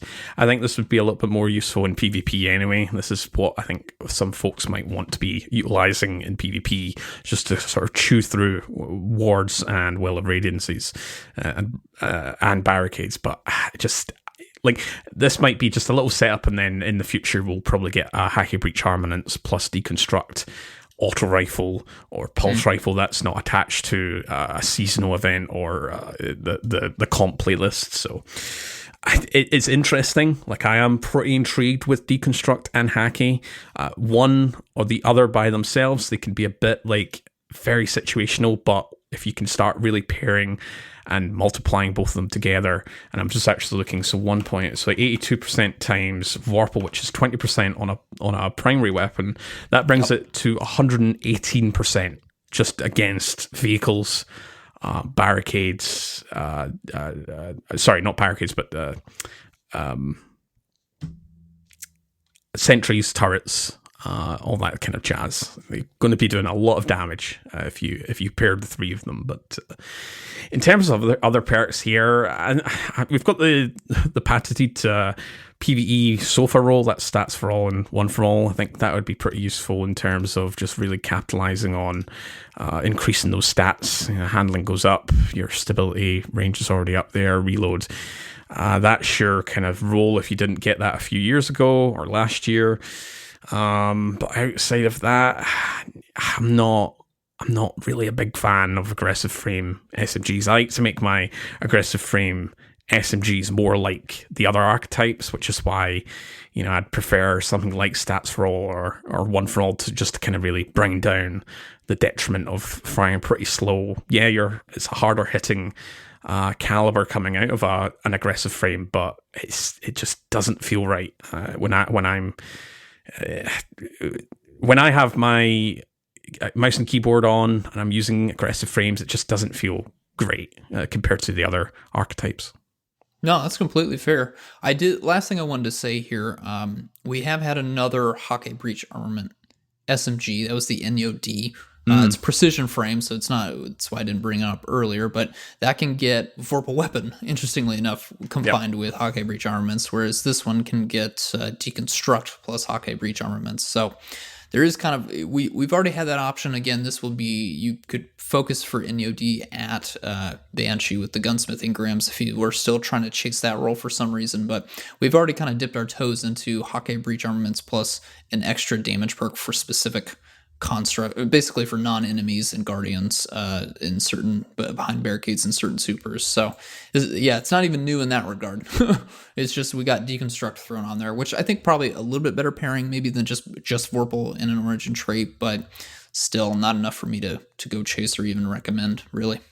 Yeah, I should say here as well, I do plan to kind of upgrade my Hacky Breach Armaments breakdown in New Year to also include Deconstruct. We also got Sundering. It's not a damage perk, but Sundering in terms of its effects with the dungeon weapons and, of course, Vorpal Weapon, and just see if there's been any changes, just if anything's been updated in regards to those perks. I think, like I mentioned, pairing them, you can start to see a very interesting build. Depends on where Bungie's and counter designers are going in terms of what's being considered as a construct, and if we're going to get more of that, like in the final shape or beyond that, we'll see. But at the moment, it's not something I'm chasing for Cold Front. Yeah. All right, let's move over to our pulse rifle, and that is Stay Frosty. It is our Stasis Lightweight Pulse Rifle. It's a 3-burst, 450 RPM. Lightweight bonus is the plus 20 mobility and 6.25% forward movement speed bonus. You can swap between the Dawning Surprise Origin trait with the Omalon Fluid Dynamics trait, and that is the top 50% of the magazine has up to 20 stability and 30 reload speed. The benefits decrease linearly as the magazine approaches 50%, so it goes from 20 down to 1 by the time you get to 50%, just as an example. So we're going to pair this with Nightshade and Chattering Bone, which is in the same slot. They're obviously kinetic, whereas this is your stasis. So they'll naturally be doing a little bit more damage because they're kinetic to unshielded targets, whereas the elemental weapons do slightly more damage to the shields, but less damage to unarmored, or I should say to body unshielded. So range, we've got 38, which is the highest by 5 over both. Stability of 52, which is tied for the lowest. Nightshade has a smidge more at 54. Handling of 67. Shattering has 70. Reload is 56, which is the lowest. Nightshade has 58. Chattering has 63. And recoil direction here is 55, which is lowest by 2 under Chattering. So yeah, again, this is another kind of like, you've got quite a wide kind of pie wedge here when it comes to recoil direction. So it's maybe something you want to focus on, especially with this being a pulse rifle that's affecting every shot in a pulse. So you want to really clamp it down, focus it into a much smaller segment on that pie chart. So obviously we're going to recommend here Arrowhead Break to bring it up to 85, and that's a much tighter spread for recoil direction. Plus you get that extra 10 handling. If you're okay with the wider recoil direction, you can also go down the route of full bore. Yeah, you get that minus 10 stability, it brings it down to 42, less handling, but brings your range up to 53. And of course you've got small bore, which is your plus 7 to range and stability just as a passive effect. Again, these are not craftable. They're a little bit compared to the aforementioned Dreaming City weapons, they're not dropping as often compared to them. So you might need to be a little bit more kind of free when it comes to your barrels, depending on what your playstyle is here.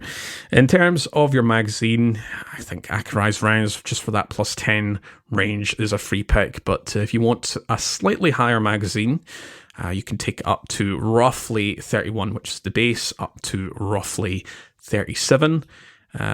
For appended mag, you've got steady rounds. If you want to really raise up your stability up to 74 paired with small bore, or 67 just at an increase, but you do get that minus 5 range malice as well. So the main perks we're going to focus on here. Columns 3. I'm looking at this and I'm not really seeing it. I mean, enlightened action here. Damage increases, dealing damage improves reload speed and handling.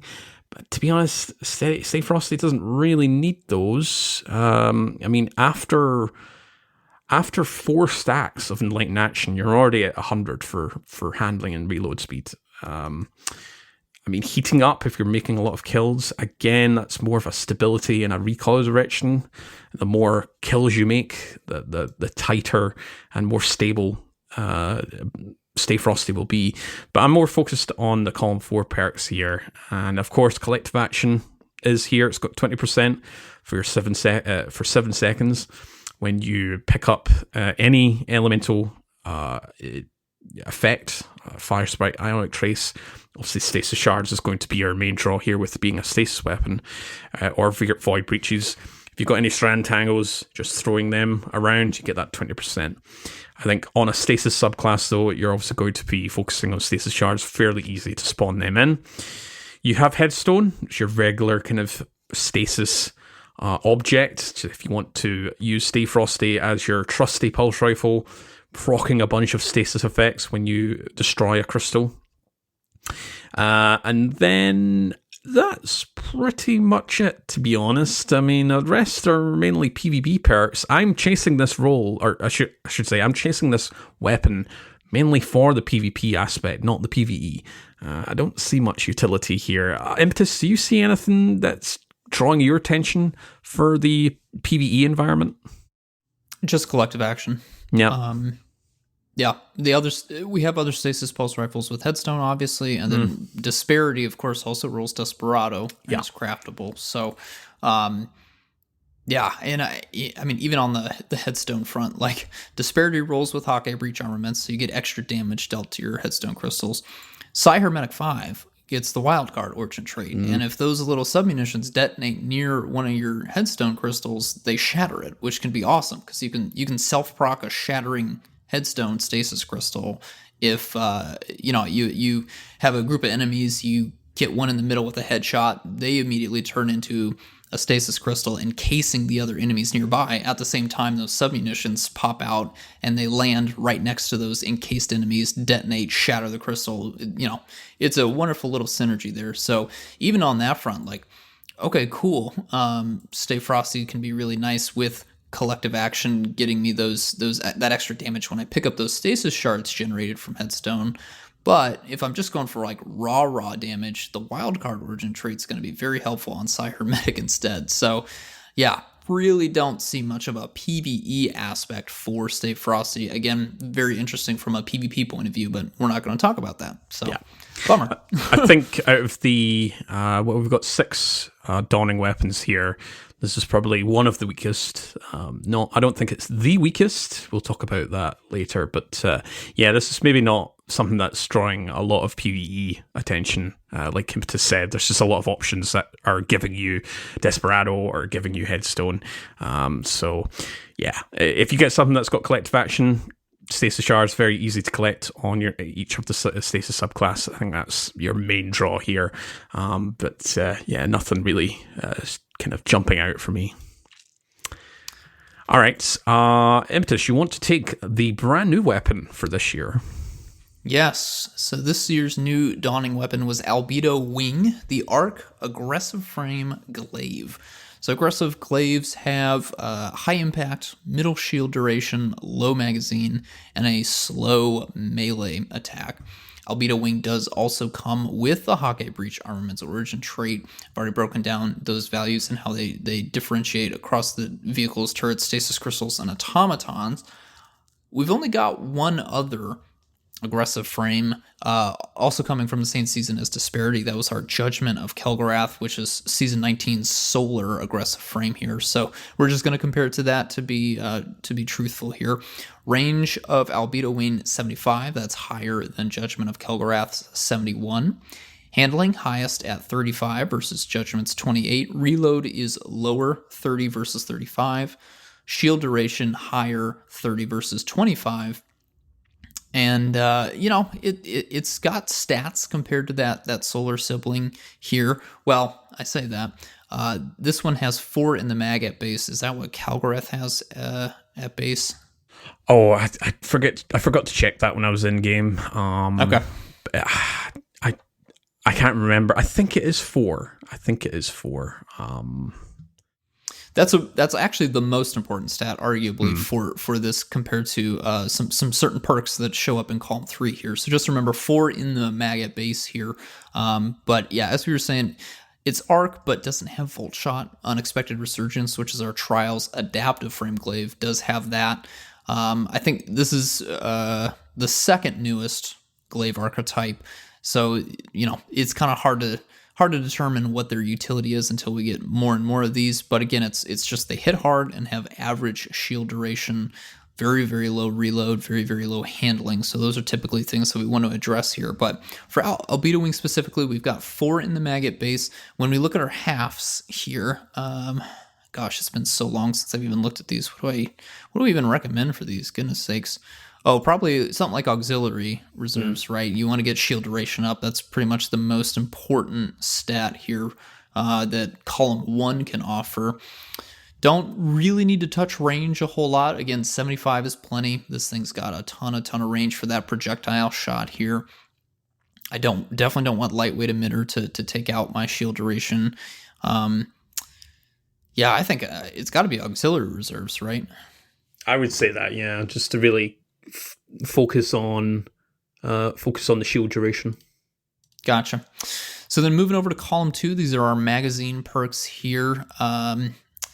If we are going with auxiliary reserves, we've taken a -10 to our reload speed. That brings it down to 20. Again, that's really, really low. So we want to work on that here. I would probably say, well, I definitely wouldn't do extended mag. That would take me down to 0 reload speed. Absolutely not. Even though we got 4 in the mag here, I would say that is probably too great of a malice to overcome unless you were to go with probably a grave robber in column 3. I could see that situation working out. That would make sense. But for for 2 of the other perks, I definitely don't want to necessarily tank my reload speed down to 0. Light mag, I would definitely take light mag. Appended mag, Yeah. Ooh, that's tough. That's tough. That's tough. Would I go appended auxiliary ideally? I think so. I think I would. I would take that for myself. I don't know if I'd recommend that. That's a tough one for me. Court, is there a combination for you? Just to clarify, because I've just launched the game, just to double check, a Judgment of Kel'Garath is also at 4, and that's no magazine improving stat. Okay. It's 4 at base, just to clarify. I mean, with only one option here, I'm trying. What did I even put on Judgment of Kel'Garath? I've got Demo and Incandescent, but I don't think that was finalized because I haven't really used Judgment of Kel'Garath a lot. Mm-hmm. But yeah, I'm not really sure. Definitely, yeah.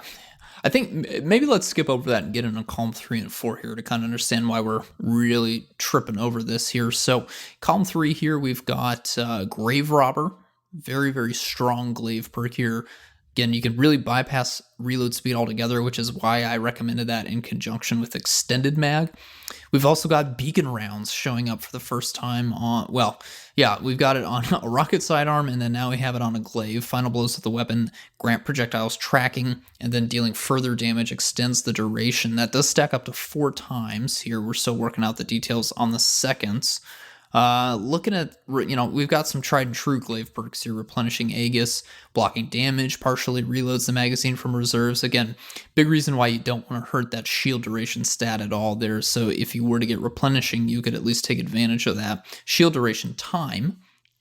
You got immovable object. Again, another really solid option here. I still think replenishing is the best overall. Well, maybe not Grave Robber, but Grave Robber's uncommon on glaives. Replenishing is pretty common and a good option nonetheless. Then our bottom 3 here perks. These are some more interesting ones, kind of in the vein of Grave Robber. Keep Away. Again, really kind of leaning into the strength of the aggressive glaive, getting a little bit of range, which it already excels at, plus 30 reload speed, which is where it's lacking a little bit. That takes you up to 60. So Keep Away could be nice. Again, if you were to get extended mag, that only ends up with a plus 10 to the reload speed, keeping you at 40, which is still doable. If you wanted to go, say, appended mag, get an extra shot in there, you're still sitting at 60 reload speed. Could be really, really nice there.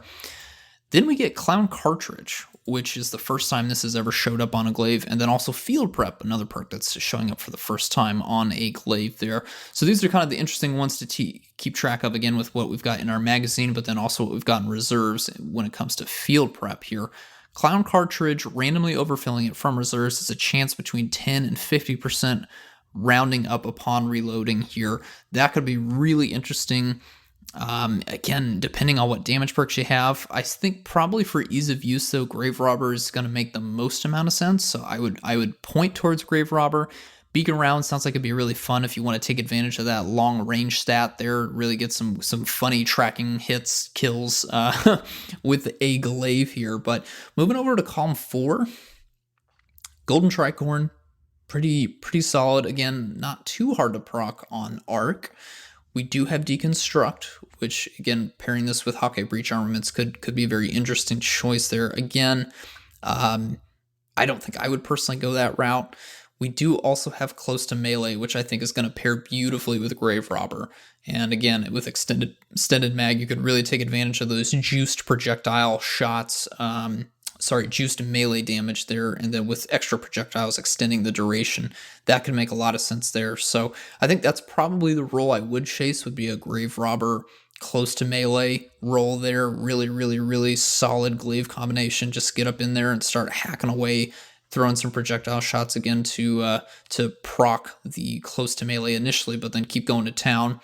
Alternatively, Clown Cartridge, Golden Tricorn would be really solid there. Just long distance, heavy hitting projectile shots. Not really sure.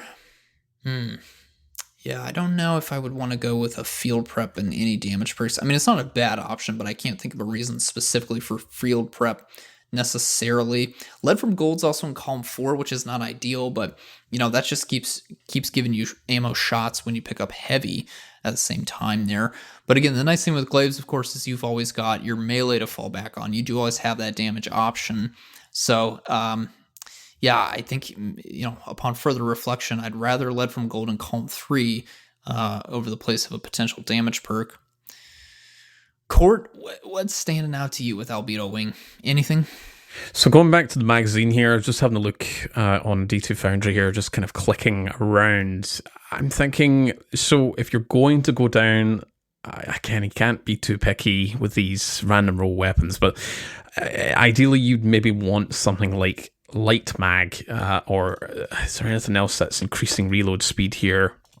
No, it's just light mag to get as much potential. I think, especially if you're a Warlock or a Titan, Clown Cartridge is an explicit reload. It's not something you can refresh. It's not going to activate. If you refresh your magazine, you have to physically, manually reload it. Or if you're a Hunter, use the Marksman or Dragon Shadow reload to get the Clown Cartridge to activate. In terms of the other, so I was looking at so 4 in the mag, this would bring it up to either 5 or 6 in the magazine at base, without any ammo increasing perks here. In terms of the other perks, Grave Robber, obviously the glaive melee kill fully refills the weapon from reserves. I noticed, so all this information is from the Glaive Compendium, which you can find on the Destiny spreadsheet Linktree. They kind of put a little comment here to say that beacon rounds homing isn't really noticeable on the Glaive shot. Golden Tricorn only affects the shot damage, not the Glaive melee, and you cannot trigger the Glaive melee. So you can't trigger the second stack of Golden Tricorn with the Glaive melee. Demo's grenade returns only work on the short damage, not the melee. Deconstruct and attrition orbs is shot damage only as well. So that's your kind of clarification in terms of how everything works together. You want a full list. I mean, it's a very comprehensible spreadsheet that lists every interaction, every single stat package, everything related to glaives. If you want to have a look at that, head over to the Destiny spreadsheet Linktree. But in terms of what I'm looking for, I think Light Mag, Clown Cartridge, and something like Golden Tricorn. I think, as you mentioned, Impetus, just because you've got some really heavy shots with Golden Tricorn times 2 to get that 50% increase. Arc subclasses, they've got some really great grenade builds for Golden Tricorn. Yeah, it's kind of unfortunate seeing lead from gold in column 4. I kind of wish to have seen that in column 3. Field prep is an interesting one. So I would not recommend light mag, because you'd be getting field preps plus 50 reload speed and the scalar, 20% scalar on top of that. So you can tank your reload speed all you want, because the scalar will really bring it up on top of the 50 reload speeds. So you'd maybe want to go for a magazine perk like Alloy, Appended. Not sure about Extended. Yeah, that's minus 20 reload speed. Still not much of a detriment, but I'm not sure if that would actually give... it would go from 4 to 6. I'm fairly confident Appended Mag goes from 4 to 5, but I'm not sure if Extended goes up to 6. Field Prep obviously has that increased ammo reserves in the background working for you as well, so that could play into a longer kind of time span using a glaive, whether you're meleeing or if you're just using your shots. So Field Prep and close to melee would be a nice pairing. But yeah, you've got some nice pairings in there in terms for damage. Yeah, I think it's a fairly good glaive. Unfortunately, we didn't get Volt Shot on this. For my Hunter friends, we obviously have the Triton Vice as our glaive exclusive. Exotic arms. Just as a reminder, you can get glaive melee kills that refill 1 ammo into the magazine from reserves.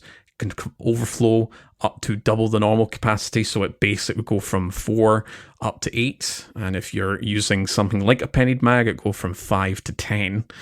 And then obviously you have the whole synergy. If you're on an arc subclass, the glaive matching, or this glaive matching your element, the enemies explode, dealing some amount of damage in a 4-meter radius. And of course, you've got the recently buffed up, within 50 meters of 3 or more enemies, you get 50 reload speed and that double damage increase to melee, to the glaive melee. So that's a nice little kind of build there. That I would suggest. Field prep, close to melee, get that Triton Vice. You'll be reloading really fast, you'll be meleeing really hard, and you'll have a lot of chunky, aggressive shots coming from Albedo Wing as well. Good stuff. All right, let's... Speaking of a chunky weapon... oh my goodness. We have Glacioclasm, which is our Void high impact fusion rifle. At base, that's 960 charge time. The frame bonus here, with it being a high impact, it's an ADS while moving at or below 2.8 meter per second. You get minus 20% accuracy cone size and minus 17% accuracy cone growth. So it's a lot tighter in terms of the cone size of your aim and your shots. This can swap between Omolon Fluid Dynamics. As I've already mentioned, it's the top half of the magazine. You get up to 20 stability and reload speed. So we're going to pair this with Ermite and Loaded Question. So range, we've got 63, which is the highest by 11 over Loaded Question. Stability at 29, which is actually the highest by 4 over Loaded. Handling of 33, which is the highest by 8 over Loaded. And reload of 15, which is actually the lowest by 4 under Loaded Question.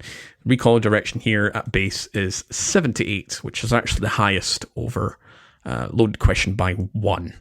So this is your stat monster, and it's a seasonal 3-week event.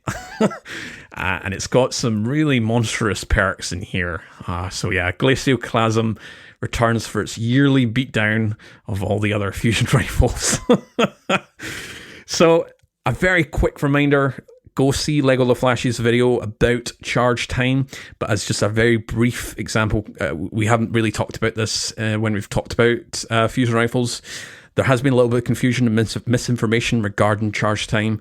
Again, it's mostly a PvP focused thing anyway, but I thought we'd just put this in here while we're talking about Glacioclasm. It makes the most amount of sense.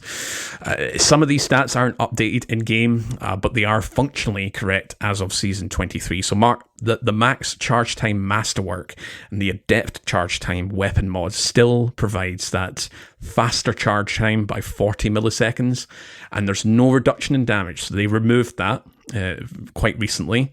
That's no longer the case. You do not get any reduction in damage when you masterwork your charge time, and the adept charge time weapon mod no longer gives that as well. Accelerated coils still provides that faster, 40 milliseconds faster charge time and 2% less damage, and liquid coils still provides slower 40 milliseconds charge time increase, so that's slower, and it gets 2% more damage. You can of course stack the charge time modifiers. So for example, masterwork plus the mod plus accelerated would give 120 milliseconds faster charge time, or you can cancel out liquid coils negative charge time with a masterworked or mod charge time and still get that 2% damage increase. So now that charge time masterwork no longer reduces damage, you want to go for that in PvE if possible. It's no longer a detriment. You don't need to sit at the tier 3 for charge time without maximizing it. And we would obviously suggest still going for spec mods for that free damage. Probably it's not really worth it going for the adept charge time mod if you've got any adept charge fusion rifles out there.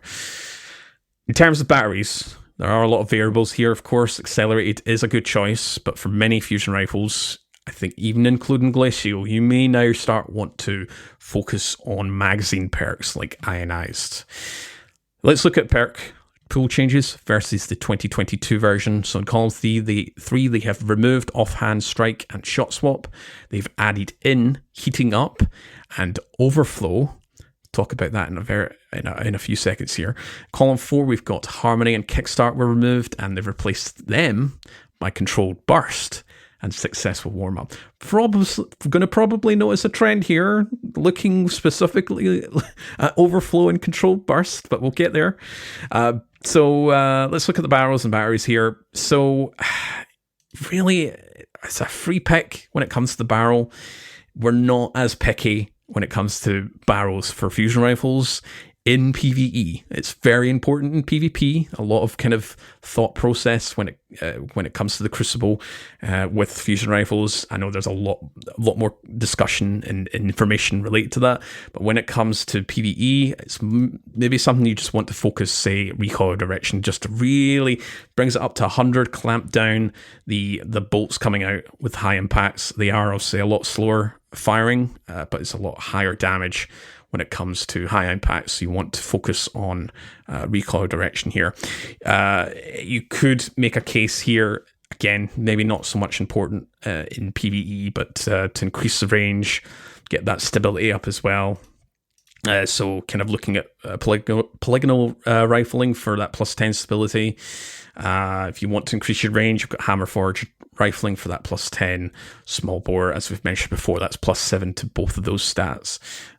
Again, I don't think it's that important to focus on the barrels, especially for a random rolled weapon here. It's the batteries which are like, you've got a few choices here. And as I've already mentioned, that's why we mentioned the whole kind of talk about accelerated coils versus liquid coils. What do you want? And it's a lot of preferential here. And then you've got some of the battery perks that kind of have started to make more of a focus. And I would suggest ionized battery because of the perks that we're going to suggest for Glacio, and that is overflow and controlled burst. We haven't talked about scatter signal. It's going to be a very similar vibe. I used that for my flawless run as a kind of DPS weapon, while Dragon's Breath was sort of refreshing in the background. But this is your high impact version. Now, a quick note, just before I pass you over to Impetus for his thoughts.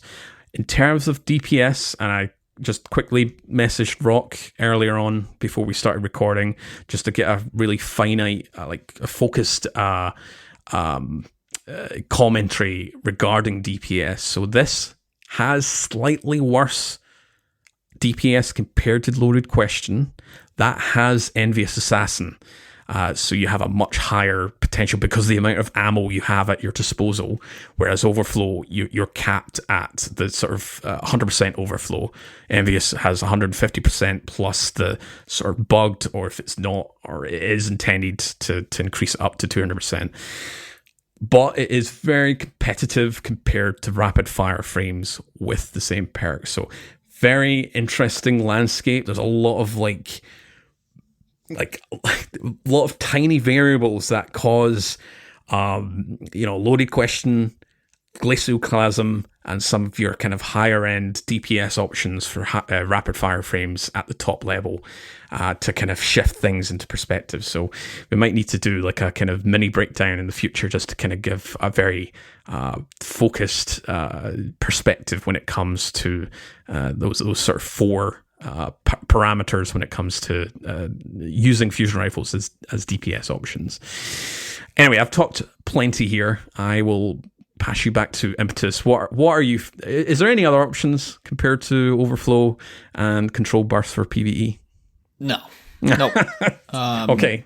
Next some weapon. people might be thrown off because Reservoir Burst is also there, and Overflow with Reservoir Burst. Nope, Control Burst. The math is in Control Burst's favor here. I've seen a few people get a little bit confused, assuming Reservoir is still going to top you out. Nope. It's Control Burst and Overflow.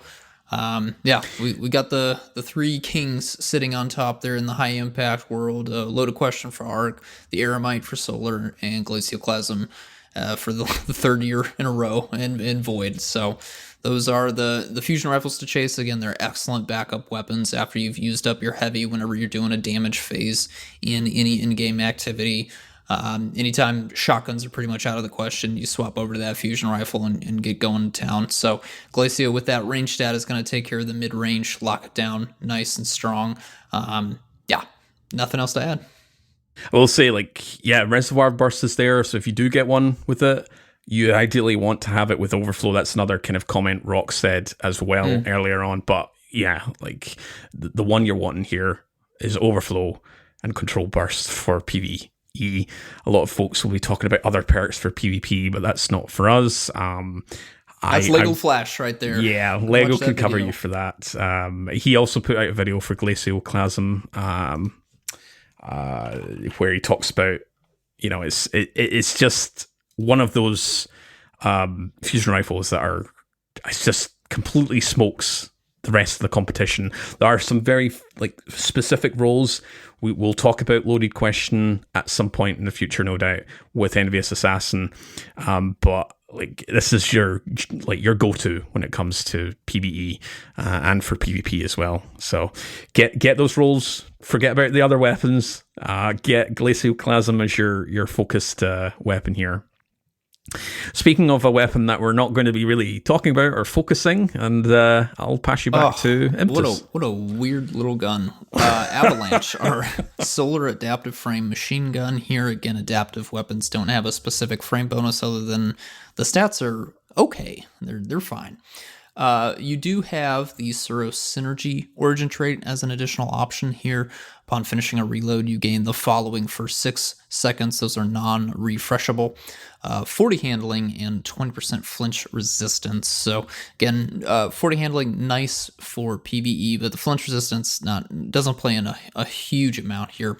We are going to be comparing Avalanche to the Unwavering Duty. That's our other solar adaptive frame machine gun coming from Trials. And then our new Strand Adaptive Marcato 45 dropping from World Loot here.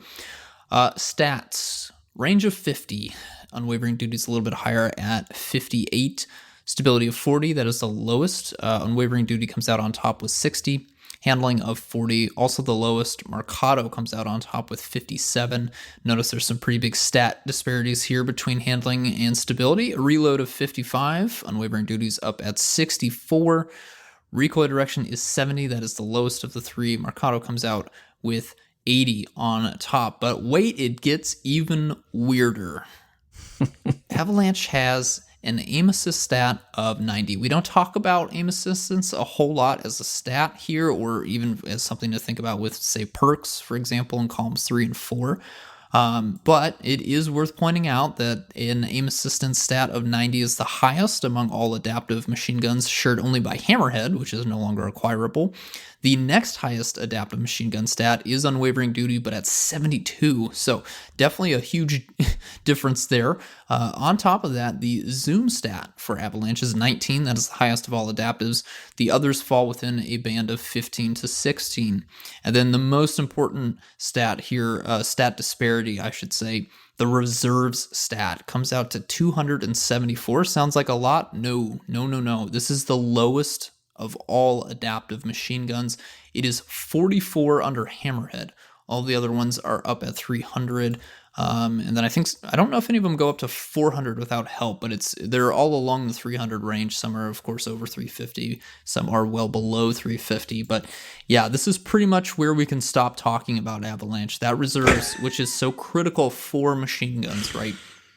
You giving up your heavy slot for what should be the best primary weapon, you want to make sure that they have a good reserve stat so that you can hold a lot of ammo to deal damage. Well, Avalanche is not able to hold a lot of ammo, unfortunately, and even though it does have some pretty interesting reload-based perks, that big stat is what pretty much kneecaps it right at the start here, unfortunately. So before we get into the actual perk pools, let's talk about what has changed versus the 2022 version. In column 3, Ambitious Assassin and Shot Swap were removed, and Rewind Rounds and Under Over were added. In column 4, Swashbuckler and Tap the Trigger were removed, and One for All was added here. So yeah, that's true. Column 3 has one additional perk over Column 4, which is, again, another oddity. A weird little gun, I promise you. I I always chuckle whenever I see Avalanche pop up, but yeah. So here's the thing. We spoiler alert, we don't have a way to change the reserves mod. There's no field prep here. You are stuck at 274. Nothing in the barrels and the magazines is going to really help a whole lot, because again, your magazine stat is different from your reserve stat. So appended mag, extended mag, tactical mag, not going to help you here, unfortunately. You're going to have to go into your mods to basically help with that. But even then, you should not be having to use reserve mods on a machine gun unless you're trying to use it for boss damage. But even then, that's not really worthwhile here, even with a very specific combination that might be interesting for sustained damage. Yeah, machine guns, we don't really need them when we have rocket launchers in the position that they're at right now. And then, of course, with fusion rifles as a backup option in the damage landscape right now, machine guns are really just there for ad clear, and they excel quite well. And Avalanche does have some good ad clear perks, but not a lot of ammo holding capabilities. So with an adaptive frame, you can pretty much pick whatever barrel you want, pick a stat and then focus on it. Or again, in the case of an RNG weapon, take whatever you can get here. I could, if I could pick, I'd probably go small bore, maybe fluted barrel, hammer forge. Again, I'll take what I can get. On the magazine side, tac mag, appended mag, extended, I suppose, is fine. Again, I'm not going to be keeping any rolls of this because of that reserve stat. Flared mag well too, if you want to even help the reload speed even more, take you all the way up to 70.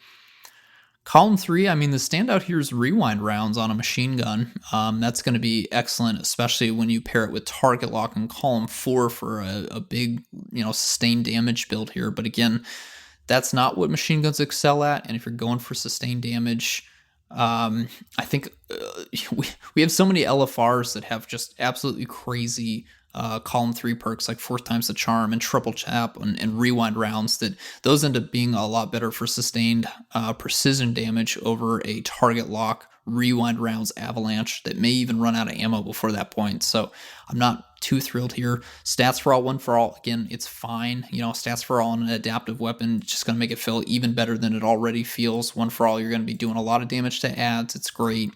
Incandescent for your solar synergy. Adrenaline junkie for some grenade synergy there.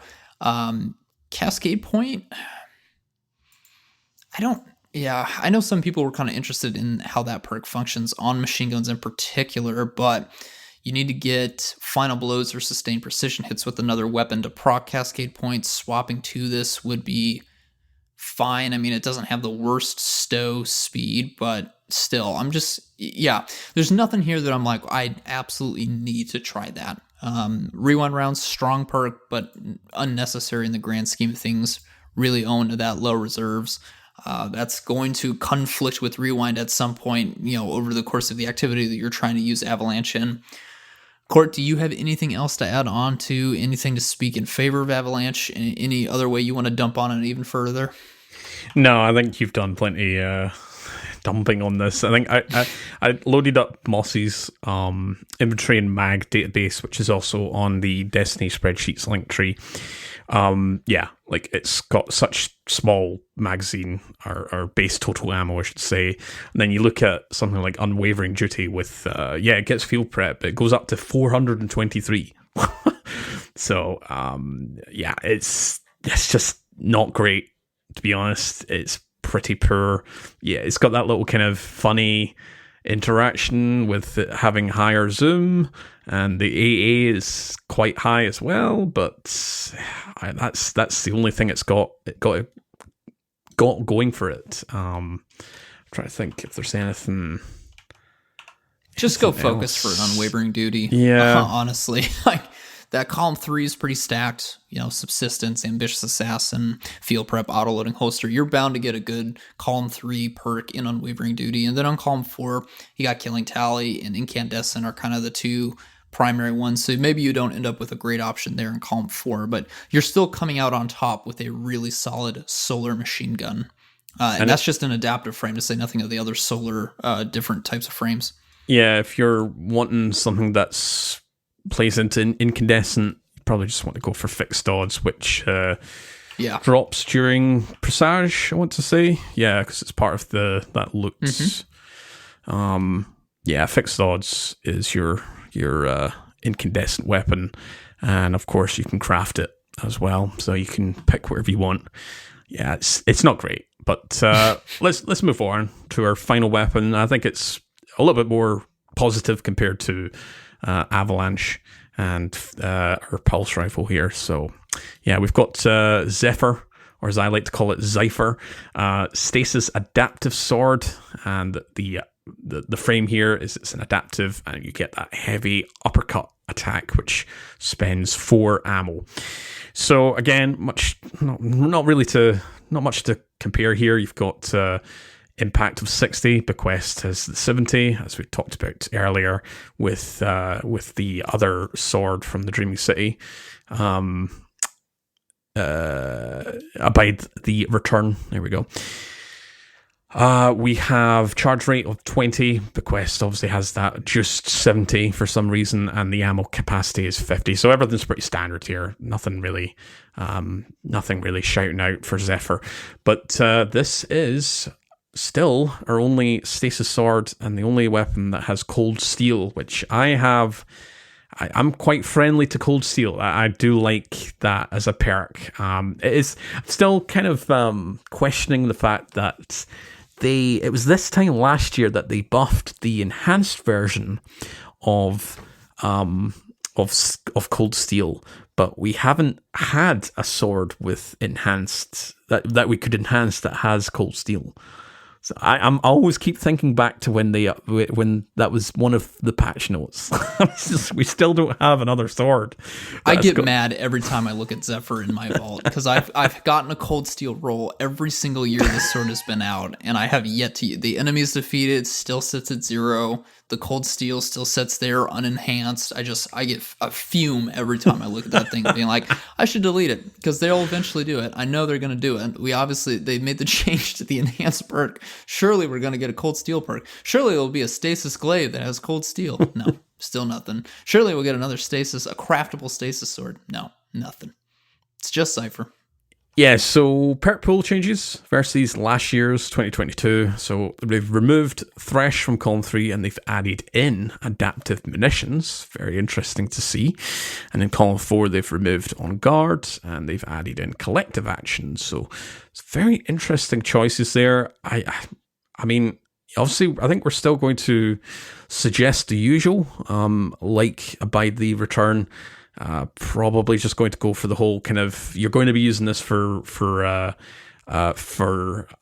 actually, you've got 2 options here. I think I can see you can use this for single target damage. Obviously, Cold Steel will keep proccing, but you can use Cold Steel for ad clearing. So Jagged Edge for the impact increase. So you'll be using that for the single target, and you can opt for Enduring Blades, which will give you slightly higher ammo capacity compared to the rest of the blades. And again, I think we'll still recommend Swordmaster's Guard. I want to see what the other guards are doing here. I might try and focus for some Zephyr swords just to get a collection of all the guards, regardless what the other perks are rolling, just so I can have a kind of play around, see what's the best. But yeah, in terms of the perks here, we've got Unrelenting in column 3. Very interesting. If you're using this as an ad clear weapon, that is your go-to. We do have Relentless Strikes. That's your ammo back after 3 powered hits. And adaptive munitions, we were talking about this just before we started recording. That's an interesting addition to a sword. We don't have the values because this is the first time it's rolled on a sword. And this being a stasis sword, this is going to be very effective against any shield, regardless of the element.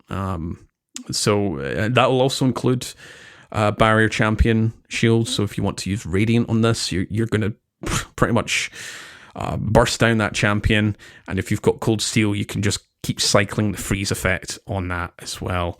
If you're not going for Cold Steel, you do have the usual kind of selection here. You've got Surrounded, you've got Whirlwind Blade, you've got Chain Reaction, as an ad clearing weapon if you want to use that. Attrition orbs is here again, much like Abide the Return. It's roughly 10 hits before you get an orb, so it's not that appetizing. And then you've got collective action, which fairly easy to get stasis shards with this. Again, doesn't matter what elemental pickup, it can be any of them, but stasis shards will be your go-to with Zephyr. But honestly, Cold Steel is the one I'm always drawn to. This is the only weapon that has Cold Steel at the moment, and I think the whole kind of using maybe not adaptive munitions, maybe something like Relentless Strikes on a champion, you proc Radiant and you just keep stun locking them with the freeze effect. I think this is a very I haven't used it a lot, but it is one of my kind of one of my favorite weapons that I don't often use just because of Cold Steel. I think Cold Steel is just such a fun and interesting perk. Just as a reminder, light attacks apply 40 slow stacks and heavy attacks apply 60, and there's no cooldown. You could just keep whapping with the sword to apply your slow stacks, and they apply it for 4.25 seconds, and it'll be slightly higher. I think it's about 6 seconds with one of the fragments that the name escapes me, which I'm going to quickly look up. It is Durance. There we go. Impetus, thoughts? Are you going to be chasing this? Any other roles you're thinking about? You can't even put the Dawning Memento on Zephyr. I mean, that's just so dumb, dude. Like, just give us a craftable stasis sword, please. I can't even... What does Cold Steel do with the enhanced? Is it more slow stacks or for a longer timer? I think it's... I don't know, actually. I thought I had it to Doesn't hand. matter. It's not accessible. It's like the Fun Cattle. Sorry. We'll get it about 5 years. Oh, I see. Yes, that was the change. So you actually get... So enhanced Cold Steel, again, it's not something you can apply on any sword at the moment, but they buffed it from... I think it was doing, like, handling or some other bonus, but they made it so it passively grants plus 10 ammo capacity to swords and plus 10 magazine stats. It's identical to tactical mag. I know that's not relevant for a sword, but awesome. Basically more magazine, higher capacity, but we don't have a craftable stasis sword. Come on, Bungie. Quickly make this craftable before the Christmas holidays. The one serious thing I'll say is Relentless Strikes in Column 3, definitely a great pairing with Cold Steel. I chased down a Tireless Blade combo. That's what I have in mind. Because again, you can definitely go for the heavy attack option with Cold Steel, but I think it's a little bit more efficient for a lot of things to just use the light attack only. And so just doing that powered sword hit to slow the target with Tireless Blade, giving me that ammo on every other powered sword hit to just keep applying slow stacks over and over again is really nice. But Relentless Strikes, basically the same thing. You're just getting that ammo back after about 3 powered hits instead of the one or the every other for Tireless Blade. Not ultimately a big deal there, but yeah, you've got some flexibility in Column 3, and then I guess from a sword perk damage point of view, you definitely have some flexibility in Column 4, but Cold Steel is the unique standout option for Zephyr. Cool. That is it for all our weapons here. I don't have anything else to add. I think pretty much gave all our commentary for all the weapons. There are some nice little gems within the Dreaming City set, and there's some really good ones within the Dawning set. So get out there, do your coil runs. You're going to be flooded with those weapons. If you get those bonus chests, you are guaranteed to get one weapon pretty much every time you loot from those bonus chests. And the Dawning weapons are not going to be dropping as frequently, but I think we've got at least a couple of them. We've got quite a collection, which you can be a little bit less restrictive. Also, with these being random roll weapons, you've got quite a few options. But Glacial Chasm, that's your one you want to get. Get that one with Overflow, Control Burst, and that is your go-to DPS weapon. Yes, until you can go into your Nightfalls and grab that god-roll loaded question. Speaking of which, those are coming up shortly. GMs, if you want to go for the Adept variant. But time this episode goes out, we will have GM started. Oh, wow. Gosh, so much stuff has started. And for such a long season, too, you have plenty of time, even if you're not quite up to that power level. If you've been taking a few seasons off or getting into GMs for the first time, this is the season to do so. You will have half of 2024 to consider that. So anyways, that wraps up episode 91 of PvE. Thank you so much for listening. We, of course, want to thank our audio engineer, Autodidaktos, for his work behind the scenes. I know I said this was going to be short and sweet. I am a liar, Otto. You already knew that. I do apologize, but I love you nonetheless. There will be no episode next week as we take a break for the holidays, but St. Kabir and I will be back for episode 92 on January 2nd. Until then, happy holidays from the three of us. My name is Impetus. You can find me by that name in Discord and in Destiny. Court, where can we find you? You can find me at the tower baking cookies to get that glacioclasm to drop for me. But no, seriously, you can find me over on my social media websites as Court Projects. Over on the Destiny Massive Breakdowns Discord server is the same name. And you can find my spreadsheets and infographics over on the Destiny Spreadsheets Linktree and the DMB website, along with many other applications and spreadsheets. I've mentioned a few of them today over on the Linktree. All right, that is it for another week. Enjoy whatever you plan to do for the last few weeks of 2023. I will see you in 2024.